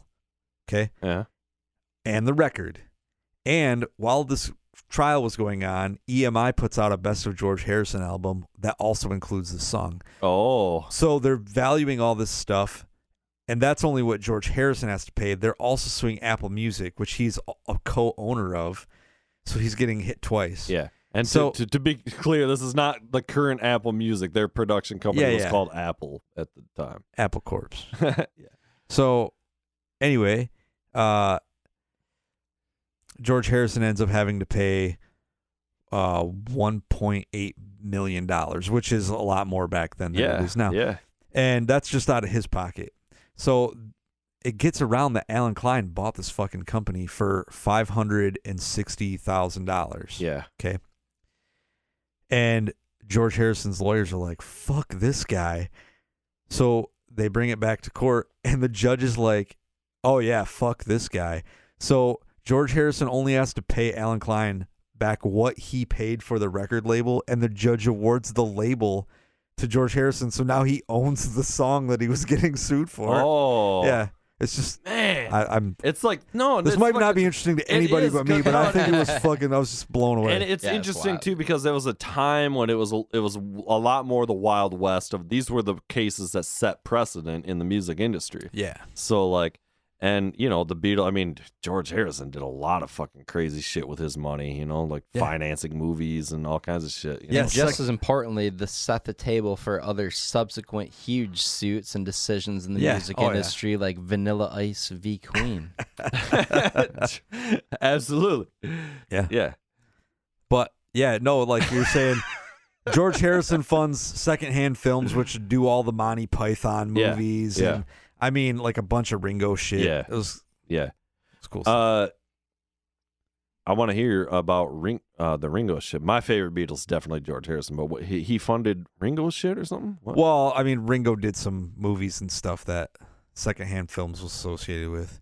So like, Oh. there's this movie I actually can't find it, and it's killing me because I want to watch it. It's called The Son of Dracula, and it stars Ringo Starr. Oh my god, I'm Dracula, baby. And no, but he's not the son of Dracula. Harry Nilsson is the son of Dracula. I don't know who that is. Really? Maybe if I saw He's him like or a something. 70s songwriter. He Okay. sang, I can't live if living is without you. Yeah. And he sang Lime in the Coconut song. He sings like, Oh, okay. I mean, he's got like all these. everybody knows the lime Yeah, and the coconut. all right, song. he's a great. He's, coconut he's really a great fucking songwriter. Sure, yeah, He's a great songwriter. So, but he plays.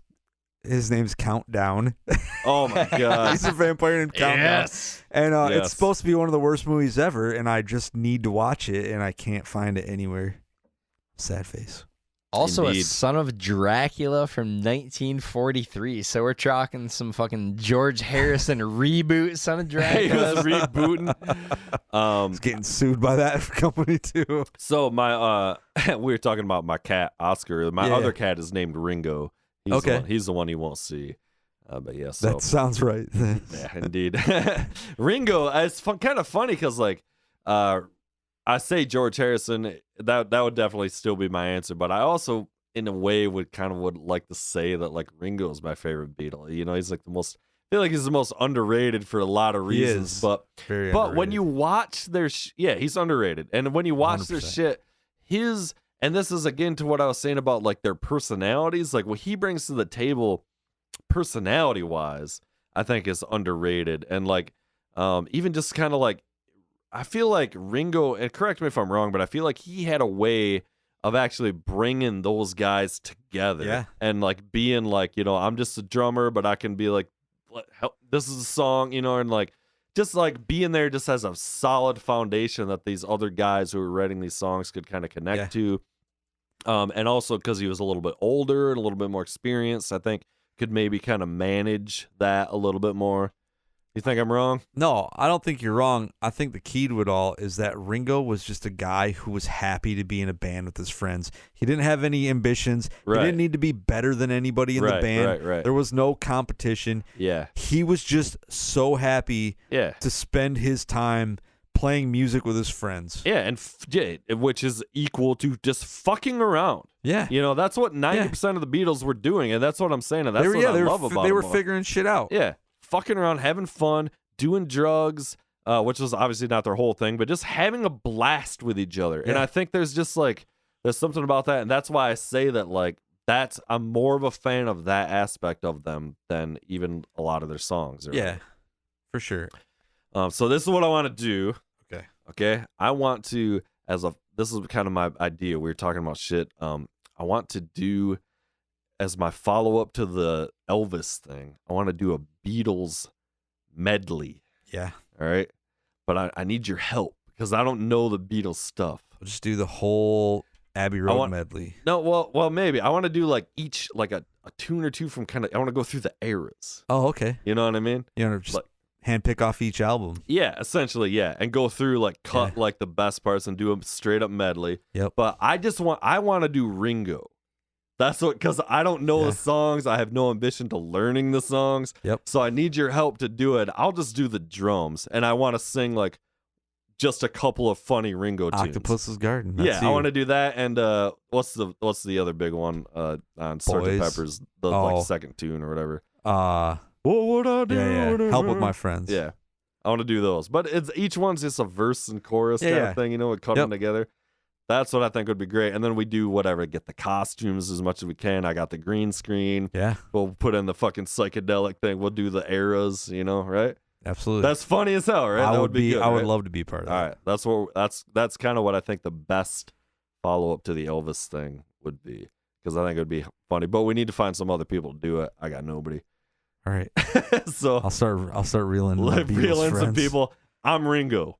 Yeah, That's you got it. You're done. I'm producing it, and I'm Ringo. I need other people to. I need other people to play the songs and sing them, because I don't know Beatles songs. I call Paul. All right, you be whoever you want to be. Great. Perfect. All right, you got anything else you want to talk about there, Schwab man? Nothing, man. You got anything else that's on your mind, man? Chamber's empty. I'm good. Anything you want to promote or anything? You got any records out? Or anything? Yeah. You should all check out Small Space Recordings. It is a mostly imaginary record label that releases music. And yeah, Gesso, the artist Gesso, just put out a couple of songs last month. Both incredible on that label. And look out for music from new band Long Division. All right. And I will be, hopefully, if all things go well, because our other guitarist also caught fucking COVID, is hopefully we'll be playing at Mulligan's on next Thursday with Long After Midnight, doing that thing. So anything else going on in your world there, Batman? Nope, just hypocrisy and I will be furiously continuing to bitch about masturbating. superhero movies while wearing my Batman t-shirt. All right, well. Worst movie. Ah, fuck, I got the wrong one. Swole is a goal. Worst episode. There it is. There you go. There it is. Glad I could be part of it. Worst episode ever. Episode ever. All right. Fuck you guys. We're peacing out. Peace.